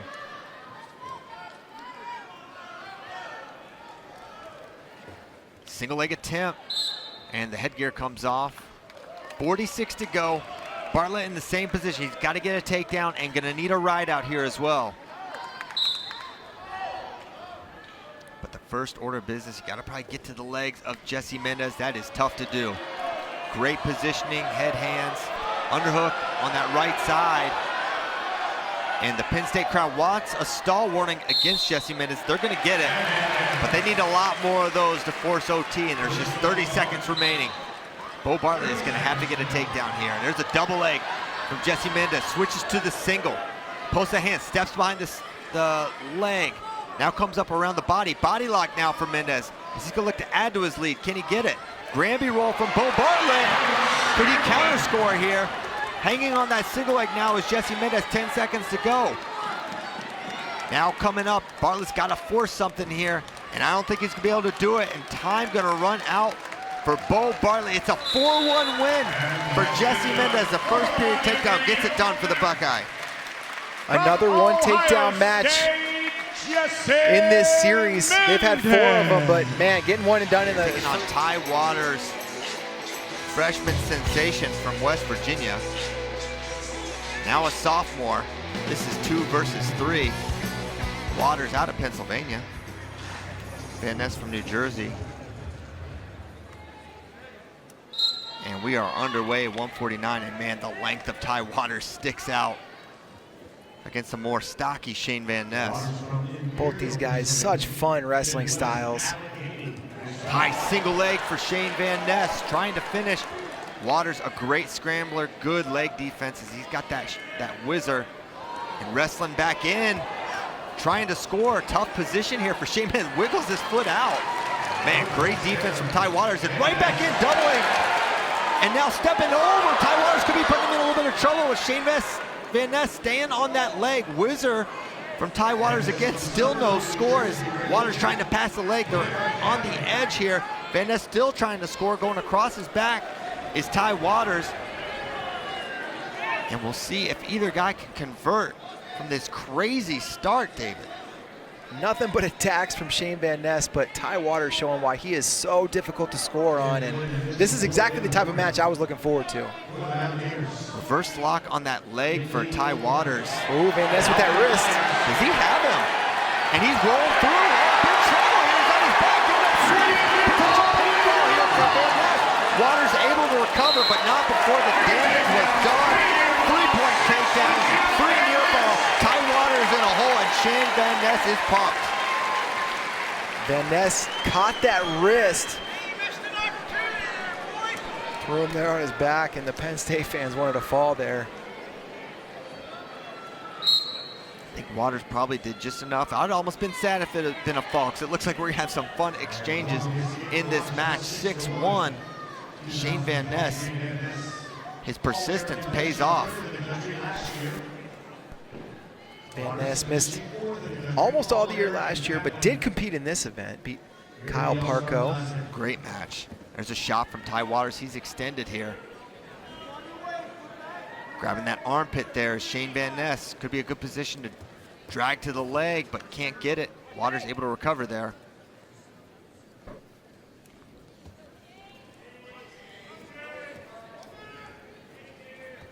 There's that high single leg again. Waters almost inviting that leg attack. And he pulls him up with an overhook. And back a little inside reach there with that left hand for Shane Vaness. Trying to finish on the mat. He's got that leg controlled up around the body. Now he's gonna try to shelf. Still a lot of length to negotiate. Ty Waters now potential cow catcher position. This is a unique position for Shane Mendes and Ty Waters. That's just kind of part of the deal with Ty Waters. I don't know what kind of position you have to put Ty Waters in to make him feel uncomfortable. He looks pretty relaxed from this position, but still getting close. And did he drag the toe? They say no. They go out of bounds. Still 6-1. It's a lot of attacks from Shane Vaness. And Waters so tricky. They're gonna hit Ty Waters for stalling. That's well deserved after the amount of output from Shane Vaness. And the first period comes to a close 6-1. Shane Vaness. See that score here where he catches the wrist, as David noted. And Waters tried to roll through, almost got pinned, but was able to recover, as Waters gonna start the second period underneath. The way this match is going, if you're Ty Waters, I mean, almost feel like you got to put this guy on his back. Yeah, going to be hard to get multiple takedowns against Shane Vaness. And Waters just seems like he's a step behind. He looks for that cow catcher again to Shane Vaness. 6-2 the score. It feels like Waters needs to get an exchange on the mat, whether it's wrestling for the top position or Vaness on a single leg extended, where he can work some of his counter scrambles, because this high single leg, not a lot of opportunity for counters from Ty Waters. Oh! And takes the trip and gets the takedown. 9-2, Shane Vaness looking fantastic, picking up right where he left off.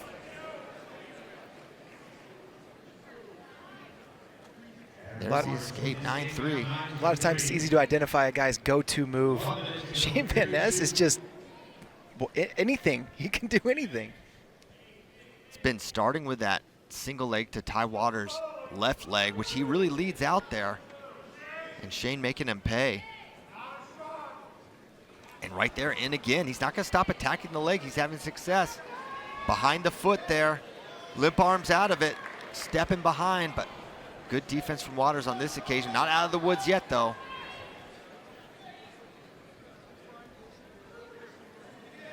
Hanging on that seatbelt. And again, another stall warning, and a point this time for Shane Vaness. Just constant pressure from Shane Vaness. And that's what he prides himself on. He talked about that's how he wants his style. Moving forward, taking pressure, attacking constantly. And that's what we've seen these first two periods from Shane Vaness. Headed to the third. Vaness gonna go under.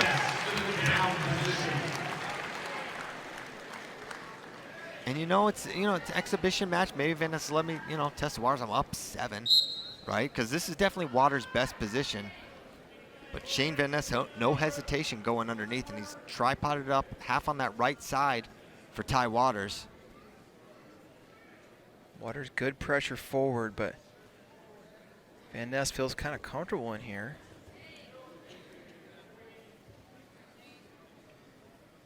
Now the claw ride, it looks like, for Ty Waters.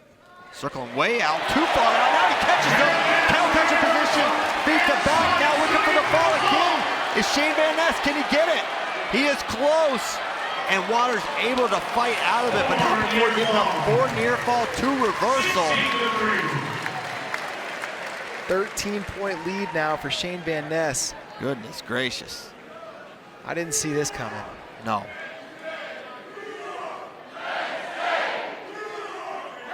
Another escape, 16-4 the score.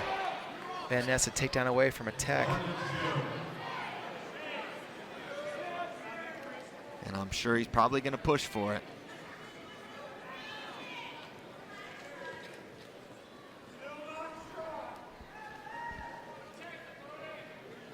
There's that same high single leg. It goes the other way.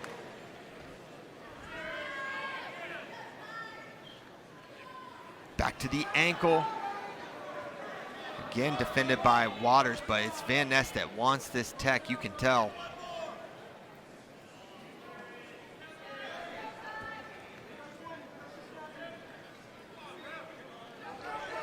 And back to that single leg. He's not going to stop firing. He's in again. Limp leg out from Ty Waters, 13 seconds to go. Yeah, Waters does not want to concede this tech. Good to see that fight out of him. Absolutely. Another shot from Shane Vaness, but this one's going to end 16-4. What a return for Shane Vaness. Vaness soaking the moment in.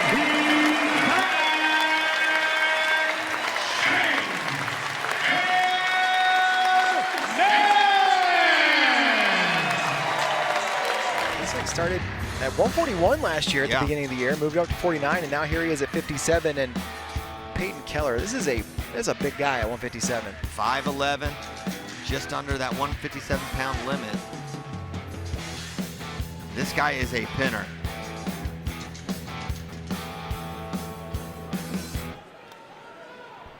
They'll head to center. And now we are underway, 157. Tyler Kasek in the blue, Peyton Keller in the white and green for Ohio University. Both these guys All-Americans last year. Kasek mentioned third down at 49, and Peyton Keller fifth, 57. Low shot, doubles off. That was beautiful from Tyler Kasek. And he's got that half on the right side.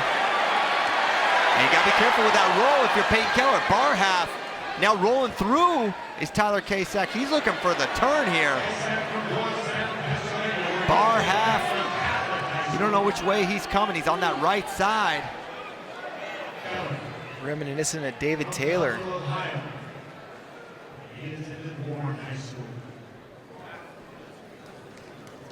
Back with that half. He's cinching it a little bit deeper.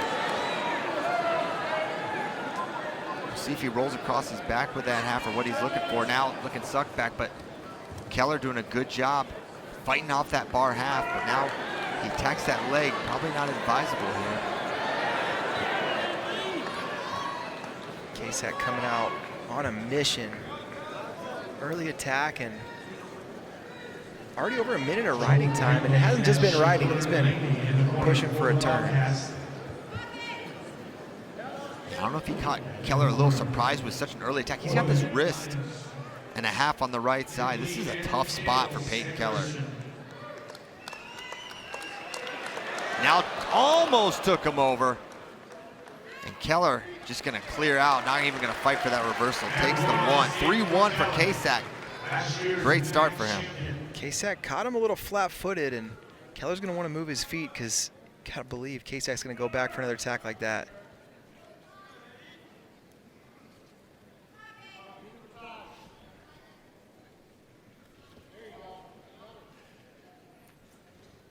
And Kasek's finish was really impressive and really looked like he had Keller's scrambles in mind, how quickly he was able to double off there. Just a textbook finish there. You think about Peyton Keller, you just think of a really, really tough wrestler, but man, that was a tough ride from Tyler Kasak. If you would have told me that one guy was going to put on an extremely tough ride in this match, my money would have been on Keller. Yeah, and he still may have the opportunity to do so. 25 to go in the first. He's bopping at the head is Kasak. Of course, Kasak going to be in a roster battle at 157. Alex Facundo making the drop down. Those two are going to duke it out for the starting job. So every opportunity to impress for Kasak could help pay dividends for being the starter. It's a hard thing to do here. Hard to believe those guys meet at 157. They both wrestled in Who's Number One when they were in high school. Kasak was at 145, Facundo was at 170. Yeah. Keller going to go under to start the second period.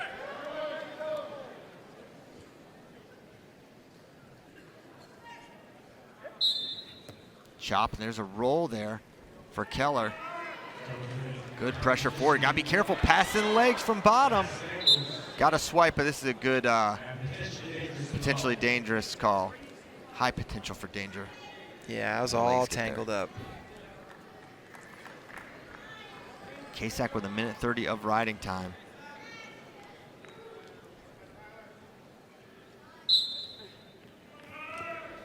A little change over there for Keller. Trying to roll through is Keller, creating a little separation, but good job controlling the hips by Tyler Kasak. Keller really committing to work for reversals rather than escapes, and you get the feeling he wants to be on top and knows that maybe a little bit tougher from neutral than it might be from bottom. And back with that Blair ride in the half on the right side for Kasak. Man, he is really threatened from top. Far ankle now for Keller. See if he can counter here. He's in good position for the reversal. You mentioned this is maybe what he's looking for, but you can tell Kasak also knows what he's doing in these scrambles. Kasak hanging on that ankle, but scramble, so not swiping for a drop down. And they just keep changing positions as I say that, nearly catching him on his back, but good recovery by Keller. 50 seconds to go, and right now choosing bottom looking like a mistake for Peyton Keller.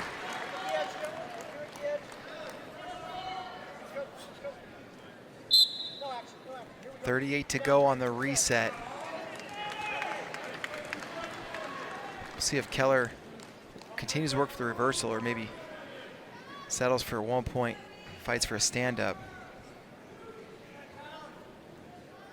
At this point, I think you have to continue looking for the reversal after giving up this much riding time. If you can finish the period 3-3 with a lot of riding time, it's a little bit closer. But we'll see. Any point is going to be helpful for him.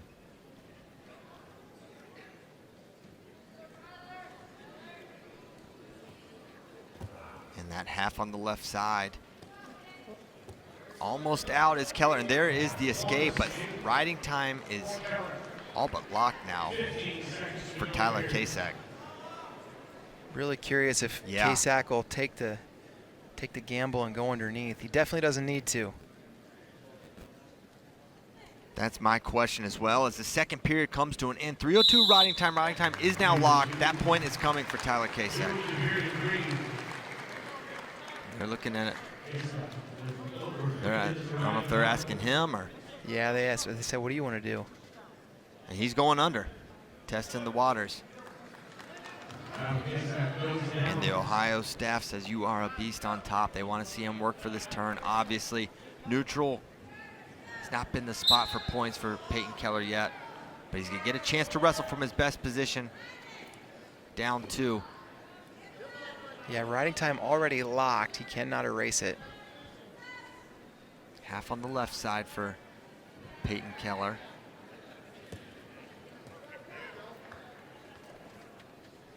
Leg in. Yeah, going cross body now is Peyton Keller. And this is a unique position here. Now he throws in double boots. Getting his hips up now. And it looked like Kack may have been able to swim out there, but good recovery from Peyton Keller.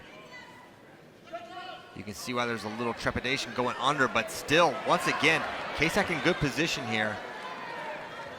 And then every time I say that, it looks like he's about to get away. Keller able to keep that leg in and prevents the escape. Wrestling from bottom against Keller looks like pure torture. Definitely not fun, and now 48 seconds to go.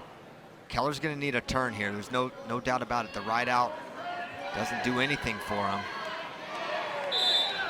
And they're gonna stalemate this, give Kack a restart. 39 to go in the third. See what Kack does underneath here.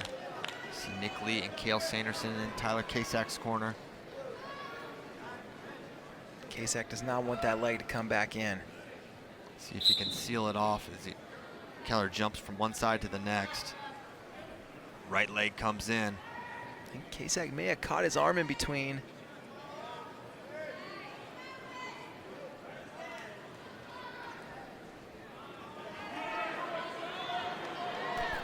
And now trying to get that reversal. He's got the foot on the hip for a moment, but Keller able to recover it. 15 seconds to go. Under that leg now.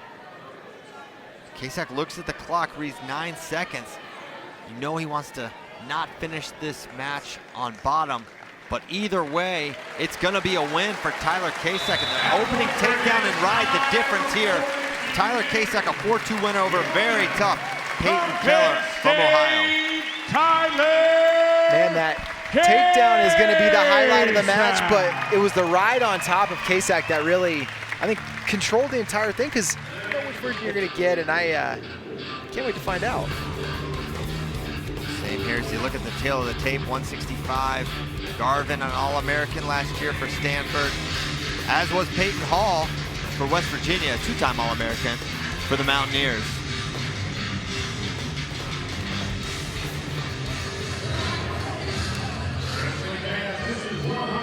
And we are underway at 165. Peyton Hall in the yellow-blue for West Virginia. Hunter Garvin, the black and red for the Stanford Cardinal. Garvin originally from Iowa City, Iowa. Went out west to Stanford. Peyton Hall did his high school wrestling inside the state of West Virginia.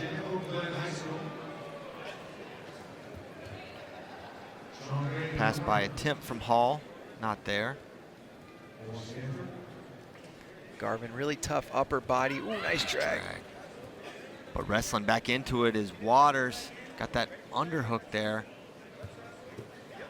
Hard whizzer down there from Garvin. Can Hall slip his arm out? If so, he should be able to get this takedown. You can see Garvin trying to prevent that leg from coming in of Peyton Hall. Nothing yet. Hall gonna try to hip in. He's close to 3. And that should be, that's 3. Little delay there, but takedown given for Peyton Hall. Great first score from Peyton Hall. It's tough on top.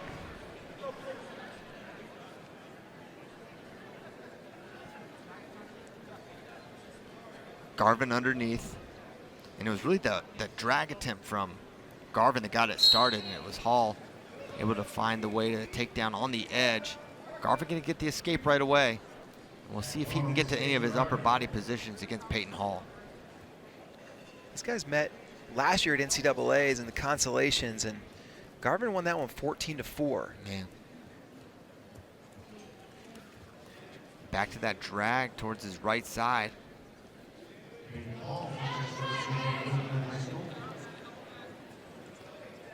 Garvin had a great match against Michael Caliendo. Jumped out to a 9-2 early lead, and then Caliendo stormed back, winning that match at Carver Hawkeye Arena.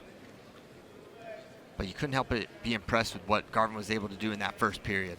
Single leg for Garvin, comes up around the body.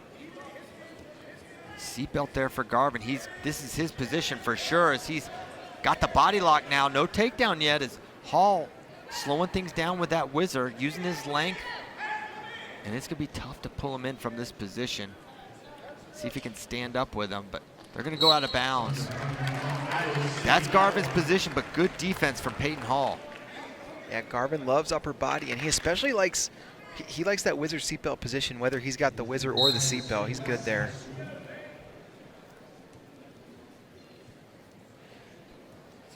Single leg, wow. Almost got it immediately. Now trying to finish backside. He's above the knee. This is a great position for Peyton Hall as he pulls him back. Trying to dive under. And Garvin now goes far ankle defense. It looked like the takedown was all but imminent for Hall. But Garvin able to find a way to slow things down, but he's not out of the woods yet. He's got that leg, and this could be a potentially dangerous situation. Yeah, I saw a little potential for danger there. And Garvin did not look like he was letting go of that foot. No, indeed. 18 seconds to go in the first. Peyton Hall still in the lead in that left-handed single leg. Almost gave him a takedown, but now an errant shot, and is it going to be Garvin getting the takedown? Should be 3, and there it is. 4-3 the score. Can Hall get escape with 3 seconds to go? And no is the answer. What a response. It was kind of an errant shot. Garvin, easy counter, makes it 4-3. Incredible takedown by Hall early in the period, but Garvin with the escape of that late score, he wins the period. Yep.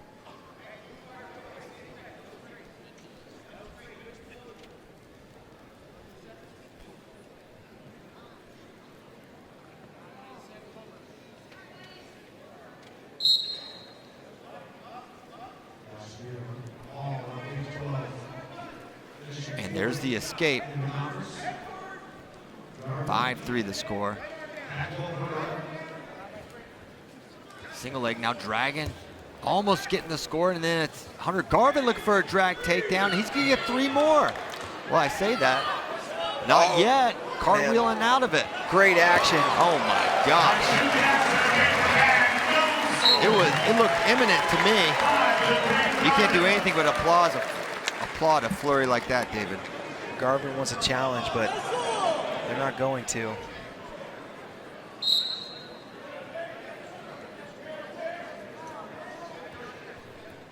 Minute 24 to go in the second.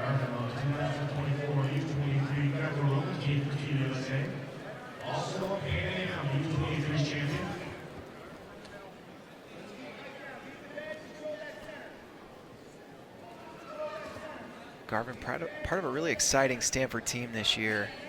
Got a lot of young guys coming up that people are going to be watching for years.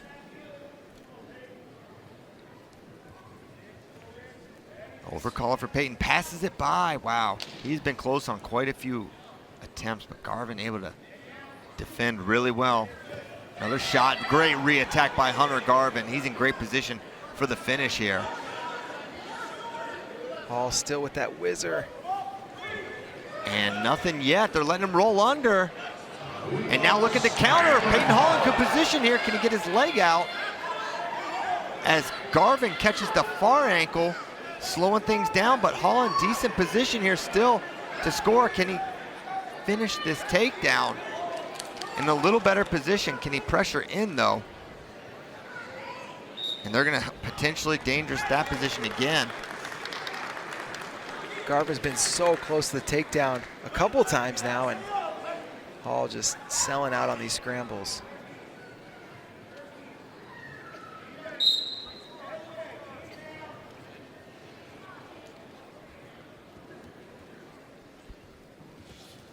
And once again, looking for that drag. 4 seconds to go. And the second period gonna conclude. 5-3 lead for Hunter Garvin. But it feels like very attainable for Peyton Hall. He's been so close so many times. But similarly, so is Garvin. He had a couple takedown, a couple close scores. He wasn't able to convert.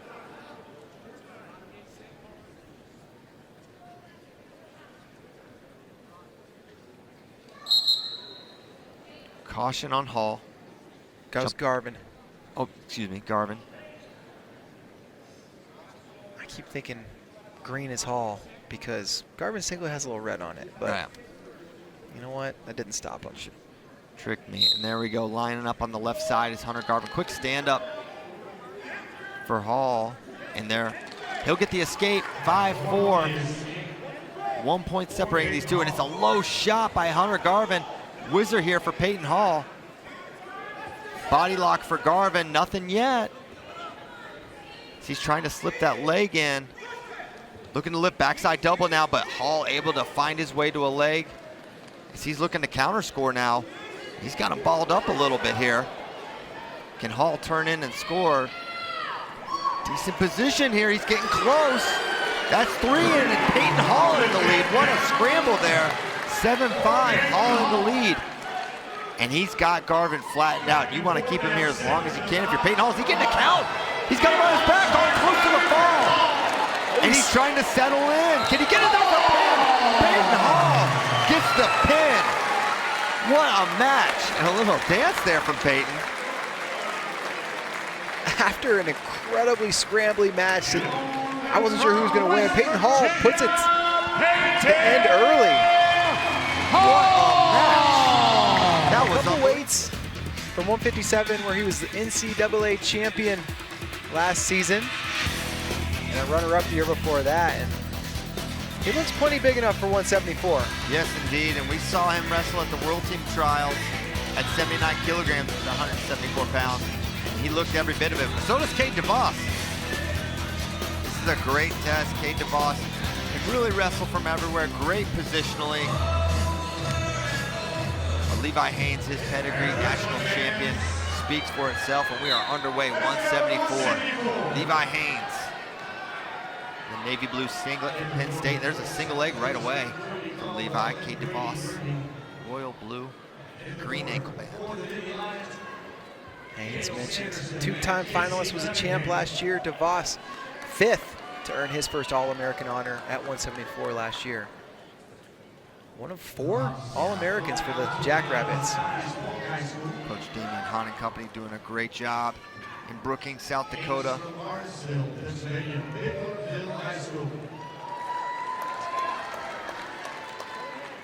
And Haynes staying in his face. There's that same single leg again, looking to counter scores DeVos, not there, 2:12 to go in the first. DeVos does have really nice counterattacks, but it's going to be tough to get that going against Levi Haynes. He's looking for that single leg, but he's most known for his high crotch. Hit an outside step, sometimes long step, high crotch. That's how he was able to get the takedown against Corey Teamer for the NCAA title.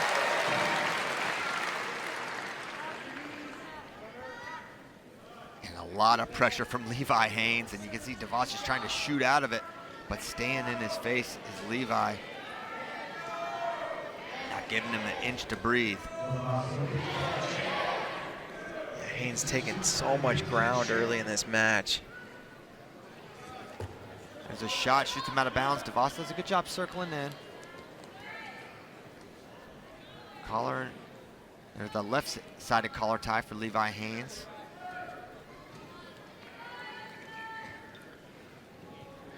DeVos mentioned in his interview yesterday, he welcomes 2 NCAA champs to this weight. Both Levi Haynes and Keegan O'Toole moving up. If not for them, he'd be the #1 ranked wrestler in the country right now.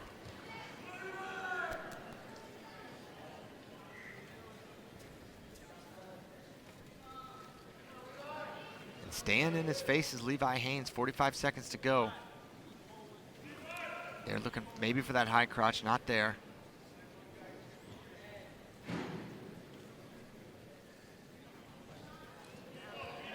Pressure snap from Levi, shoots him, tries to shoot him off the mat, can't get it. Haynes may be close to earning a stall call here against DeVos. He's certainly been more active at this point.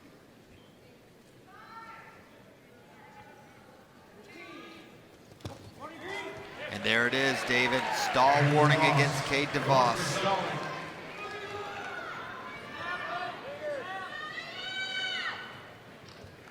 Haynes not able to get that push out stall call, but got one the old-fashioned way.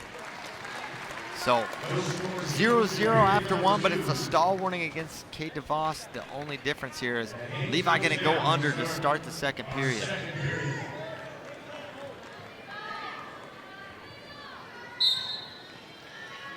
Tripod up for Levi Haynes. for hand control. And he's away. Methodical escape from Levi. 1-0.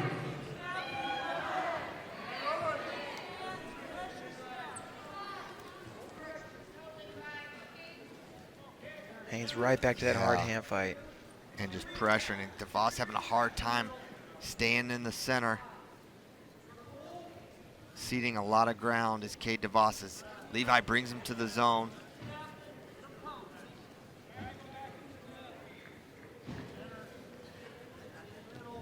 We were talking about Haynes earlier today. Sometimes I remember matches of his. Nice shot. Single leg there. The switches to the head outside. They go out of bounds. Best scoring opportunity thus far for Levi Haynes, but thwarted by the out of bounds line. I was gonna say, sometimes when I remember Levi Haynes matches, I remember them being more lopsided than they were on the scoreboard, because like this one, he just controls so much of the match that it feels like a dominant victory when right now it's just a 1-0 lead. Right.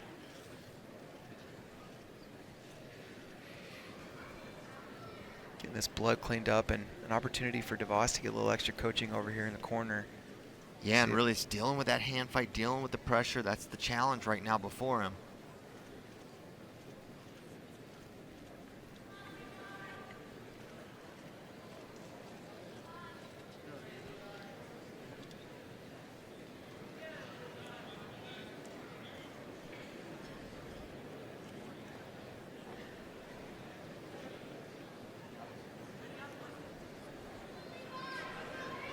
All right, back to center.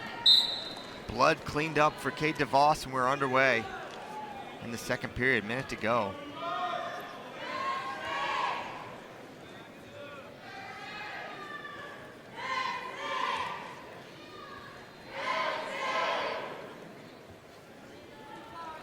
.45 to go, and there's the stall point. Yeah. And then he's just not staying engaged enough, and it's good hard pressure from Levi Haynes. It's not just hand fighting to hand fight. He is trying to open up a score. Yeah, and the other byproduct is DeVos has just no openings. Yeah. So 2-0 Haynes after the stall point. And he's switching from right-hand collar, left-hand collar, pressuring, faking in front of him.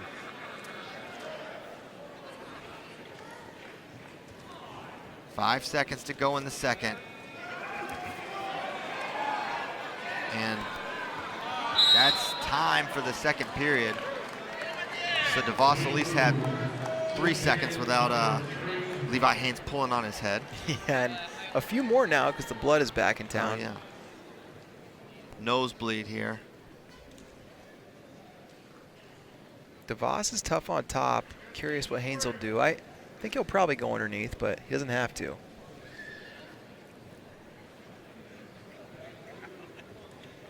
No, it's gonna be DeVos' choice. I don't know what I'm talking about. Yeah, it's his choice. Probably go under. Yeah.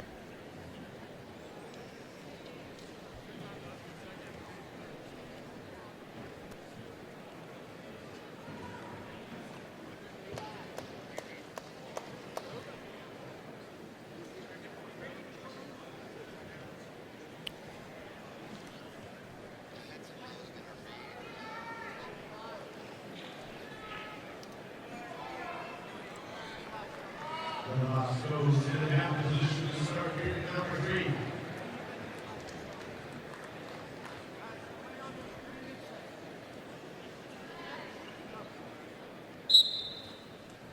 DeVos underneath to start the third period.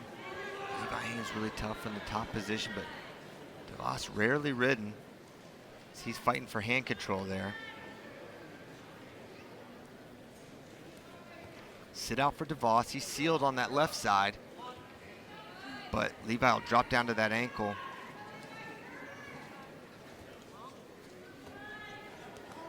Leg coming in for Levi now. DeVos trying to catch it and almost getting some backs, but DeVos in decent position to come away, and he might get a reversal of his own.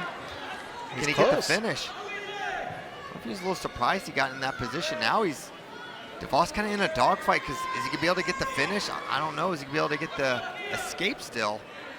Stalemate's going to be his worst enemy. Yeah, and that's the danger of fighting for that reversal. He had one all but guaranteed, but he fought for that two. Maybe it was the right call, just given the position, and maybe he could get a right out. But now, in a world of trouble here, double legs in for Levi Haynes, completely flattened out. DeVos's legs in the air. That's not where you want to be. And riding time now going over a minute, so 3-point lead essentially for Levi Haynes. And Levi did not want that stalemate, but probably deserved. You see them normally get that restart when the guys there's not much progress being made from the double leg situation. As DeVos continues to bleed. He's down 2-0.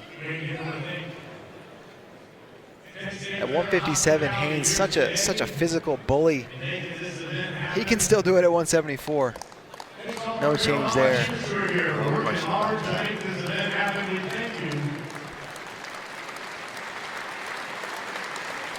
Getting this cleaned up, and 35 seconds left in the third, and then you know what that means. We got Starocci and Keck coming up next. One match away, David.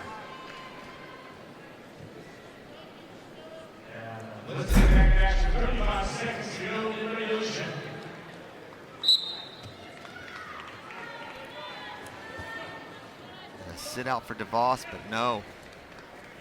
Leg in there for Levi Haynes. Riding really tough here. Figure four now, gonna get the breakdown, man. No takedowns in this match, but it's been an impressive 174 debut for Levi Haynes. And trying to get near fall, he's not far from it. One count, he's gonna get two. And add for near fall with riding time, 7-0 for Levi Haynes. Man, that's a statement win for Levi Haynes. He's the number 3 ranked wrestler in the country.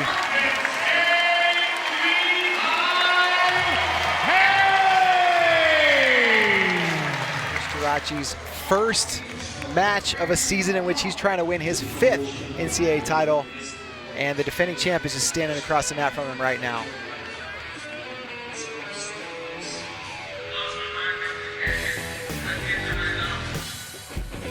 All right, here we go.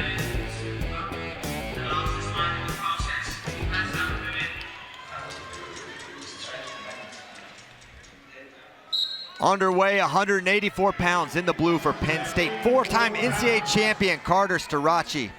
And in the purple of Northern Iowa, NCAA champion last year at 184, Parker Keck. Keck, also a 4-time All-American, hasn't finished lower than 3rd.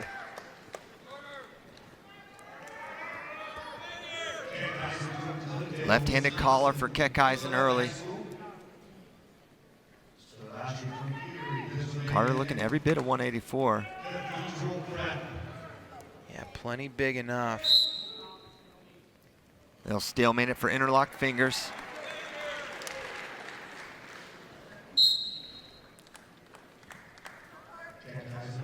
Starocci just incredibly difficult to score on from neutral. No knee brace for Carter. He suffered an injury in the last regular season match of the season. Did not wrestle at Big Tens, and then won NCAAs on that injured right knee, and now it's an underhook right side. As you can see, Carter really controlling the hand fight so far. Trying to clear out of it is Keck. A nice snap from Starocci. He's got him in the out-of-boundary area. Starocci really won that few seconds of the hand fight, and Keck is going to want to avoid getting pushed around like that for more of the match. Good fakes, good pressure here again from Starocci. Keck again towards that out-of-bounds line. 1:23 to go in the first period. Front headlock here for Carter Starocci. Elbow control. Yep, Keck pulling on that elbow, and they're going to go out of bounds.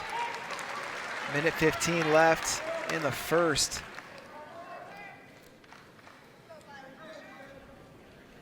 Kisen takes the long way back to center. Gathering his thoughts. Yeah, not the first time he's done that. You wonder if that's one of those mental cues he's given himself. Get reset. Curious to see who throws the first attack, who fires at the leg. Both kind of pawing at each other's legs. No one's really had a committed leg attack at this point.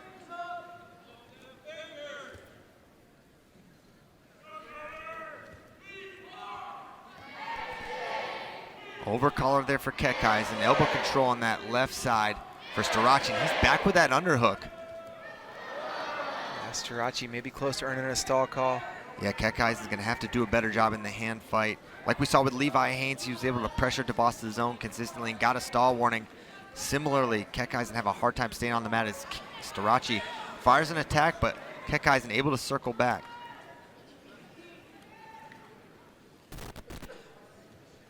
Ten seconds to go here in the first period.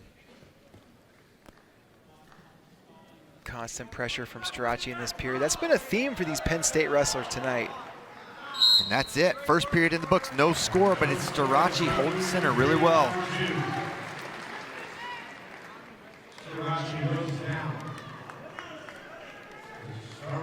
So Starocci going to go underneath. Here's the mat is going to be a factor at all between these two. Kisen's tough on top, but Starocci doesn't get ridden, really. Can't really think of an example when it's happened as he's up to his feet now. And an escape in 7 seconds. There's a shot, high crotch there for Parker Kisen trying to finish. Leg defense from Carter Starocci, firing that leg back, but Kisen not giving it up. Now we're standing. Can he get the finish? Trying to double off is Parker Kisen, but gonna run out of real estate.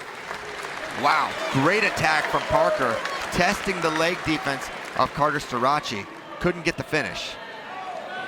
Penn State fans not liking how much time Kisen's taking to get back to center. Great first attack there from Kisen, but Starocci so difficult to finish on. Single leg, good shot for Carter Starocci. Spinning around and now catching the near ankle is Parker Kisen. He's gonna look to counter score here. Good scramble position. Both guys are good at the scrambles, and we're gonna get this stop for potentially dangerous. Now this is some fun exchanges here. You got the leg attack from Parker first, and now Carter initiating with the leg attack. Kisen couldn't get a hold of that mouth guard, and the fans they're gonna continue to shout at him when he takes a little bit of time to get back to the center.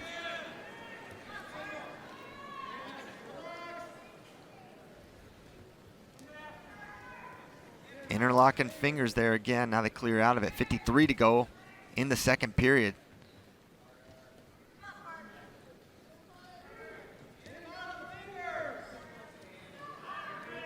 Northern Iowa coach Lee Roper thinks that it's Starocci initiating that finger fight. Wants the officials to see it that way too. Single leg there from Carter Starocci. Shot attempt, looking re-attack is Starocci. Off of the attack from Parker Kisen, 26 to go. The level here so high between these two. Collar tie for Starocci. He's once again in the zone as Kisen, near that out of boundary line.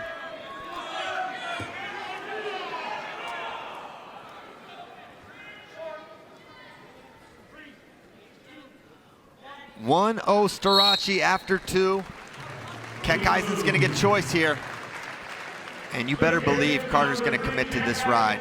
Yeah, he goes all out on top, and we saw him at the All-Star Classic last year. Put a really, really nice ride on Mekhi Lewis. Ended up with a turn.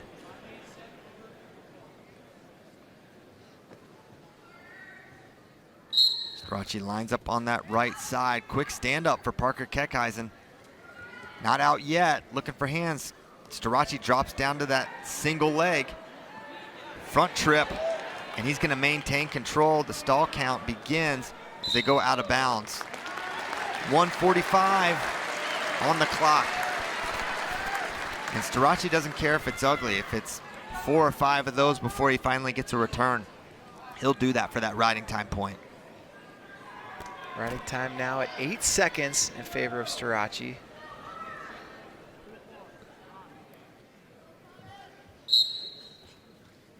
Tripod again for Parker Keckeisen. Out on that right side is Carter Starocci. Trying to get hand control there. He's got that wrist, does Keckeisen. Almost out, and he is away. 1-1 on the scoreboard. 28 seconds of riding time. That's not a factor right now. Great job from Keckeisen there, fighting hands to get the escape. And both guys have been in on a leg. Anything can happen here. Keckeisen pawing at the head of Starocci.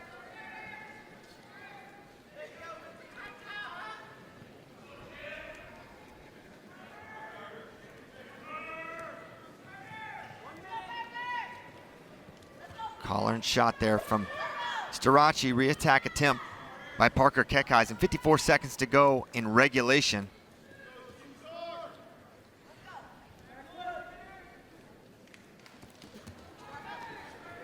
Shot attempt there, Starocci. Ooh. Single leg now looking re-attack as Starocci. Can't get it.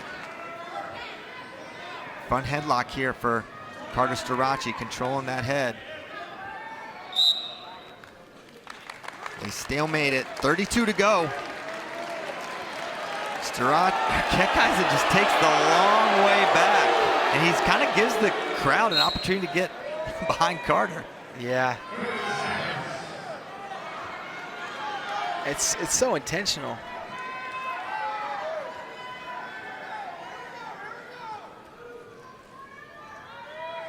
Wrist control there for Parker, pulling off that collar. Continuing to paw at the head is Starocci, trying to find an opening. He's getting good reactions, is Starocci, but short time remaining, just 5 seconds. There's a shot, and we are headed to sudden victory overtime, David. Clear that riding time. And if you're Parker Keckeisen, you almost need to end it in this period. Yep. The mat favors Starocci.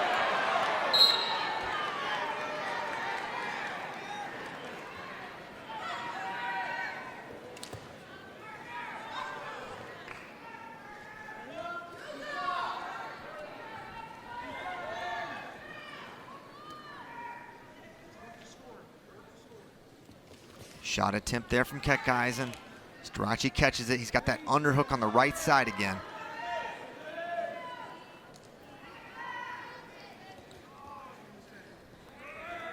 Starocci's been able to take Keckeisen to the edge, but hasn't been able to drive him out. There's the outside step attempt. Looking re-attack as Parker Keckeisen. Wow, good recovery from Starocci. Keckeisen had a good read on that one. Man, that was nice.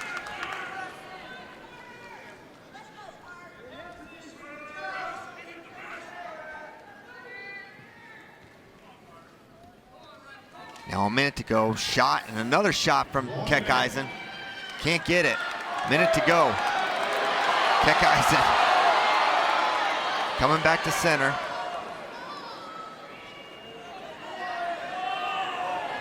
Single leg. Carter Starocci trying to feed him some hips is Parker Keckeisen. They're in the out of bounds area. 40 seconds. Still plenty of time for Carter. He's trying to pull in this single leg. Can he get it? Posting his hands. Now it's a standing single leg. Trying to counter his Keckeisen. He's got the bottom leg trapped. This is trouble. Close to 3. Overtime. A 4-1 winner. As Starocci cut himself on that too. Blood all over his face. Battled through it. Oh my gosh, look at his face. Look at Carter's face. What a match. Show Carter here.